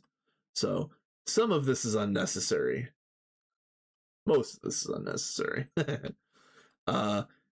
Two fully upgraded space elevators. Each one is dedicated to making one optical piece. And then I've got all of these presses here that are making the optical like the optical components, and also superconductor LUV, which is used in the optical pieces. And then the sledgehammers and the forming presses are making again a single optical piece each. And I've been trying to reduce that optical bottleneck as much as possible. And of course the optical processors are being made over here in 64 cals, which again the cals can't take multi-amp hatches. So so what I should have done at the beginning was spam cals, not AALs. The AALs you can put better hatches on. The cals you cannot. So that's where I'm at on this. So the optical circuit bottleneck is probably the one thing that's got the most work at this stage of the game. You could totally have both elevators do both, but with different priority. Yes, I could actually, and I've been thinking about doing that now that I know about that priority rotation type thing. Like, for example, if this elevator on this side is meant to be for the perfected CPUs, I could just color all of these black and then put new ones in at a lower priority for the other side. You know, like you just mentioned, that's absolutely something I could do, and it's probably something I will do. Again, this priority rotation thing is brand new to me, and I'm just kind of working through all of the iterations of the different things that it could work well on. Like, for example, let me go down here really quickly. I've got this giant laser array with a whole bunch of proxies back here, and I haven't had any problems with the laser array just yet, but there is I could potentially color code these proxies so that there's less jail. Again, you know, the whole goal is to make sure that that a single giant crafting recipe isn't stuck behind or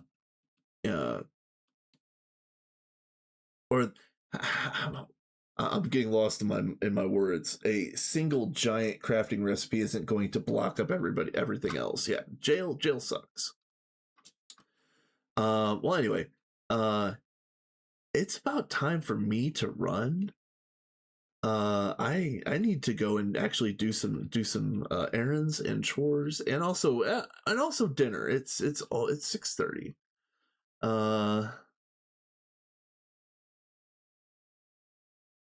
I do appreciate Flurbin and also Term and also, oh my god, I don't remember the guy the other guy's name. I don't think I recognized his name before. Let me scroll Brody is bad, lol. No, biological plant. Biological plant. Yes. I didn't recognize his name before, but I'm gonna go check out his VODs. Their VODs, sorry. Yeah, plant, Flurbin, and term. I think that might be the first time I've gotten rated 3 times in one stream, especially a stream this short. Because this is longer than I have been lately, but pretty short for a 3 raid stream. Let's go and see who's online.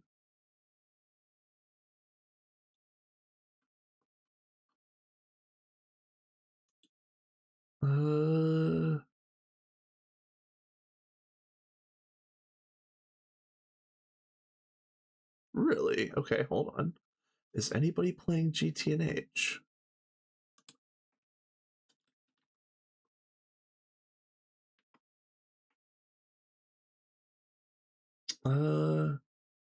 We've got a guy named Yannick, Dev and Play. That sounds fun. We've got a guy named Reaper who's working on a Warhammer 40k style base. We've got a guy named River Poseidon who's apparently is relaxed and chilling.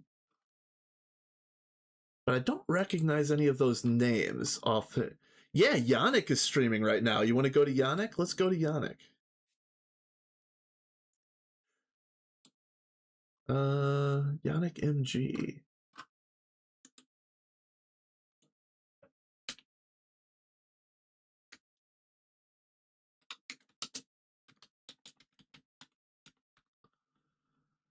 Is K or CK? CK. Yeah.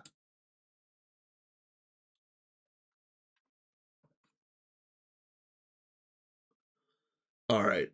Yeah, it's been so much fun, you guys. And again, like, I'm really excited to get Stargate on Minions Run. That would be my first Stargate, and we're also working on Questmaster, but Stargate is the goal right this second. I'm really excited about this, but I definitely got to get up and get some food, if nothing else. I've got to get up and stretch, if nothing else. Let's be real.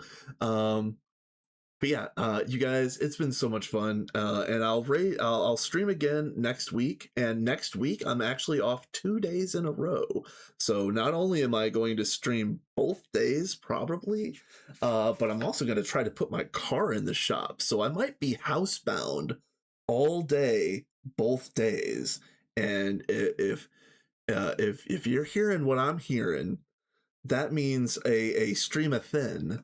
It won't be a stream-a-thon. It's only going to be 2 days, but it might be a stream-a-thin. Assuming I can get my car in the shop and I'm actually housebound. But yeah, have a good night, you guys. It's been fun. See ya.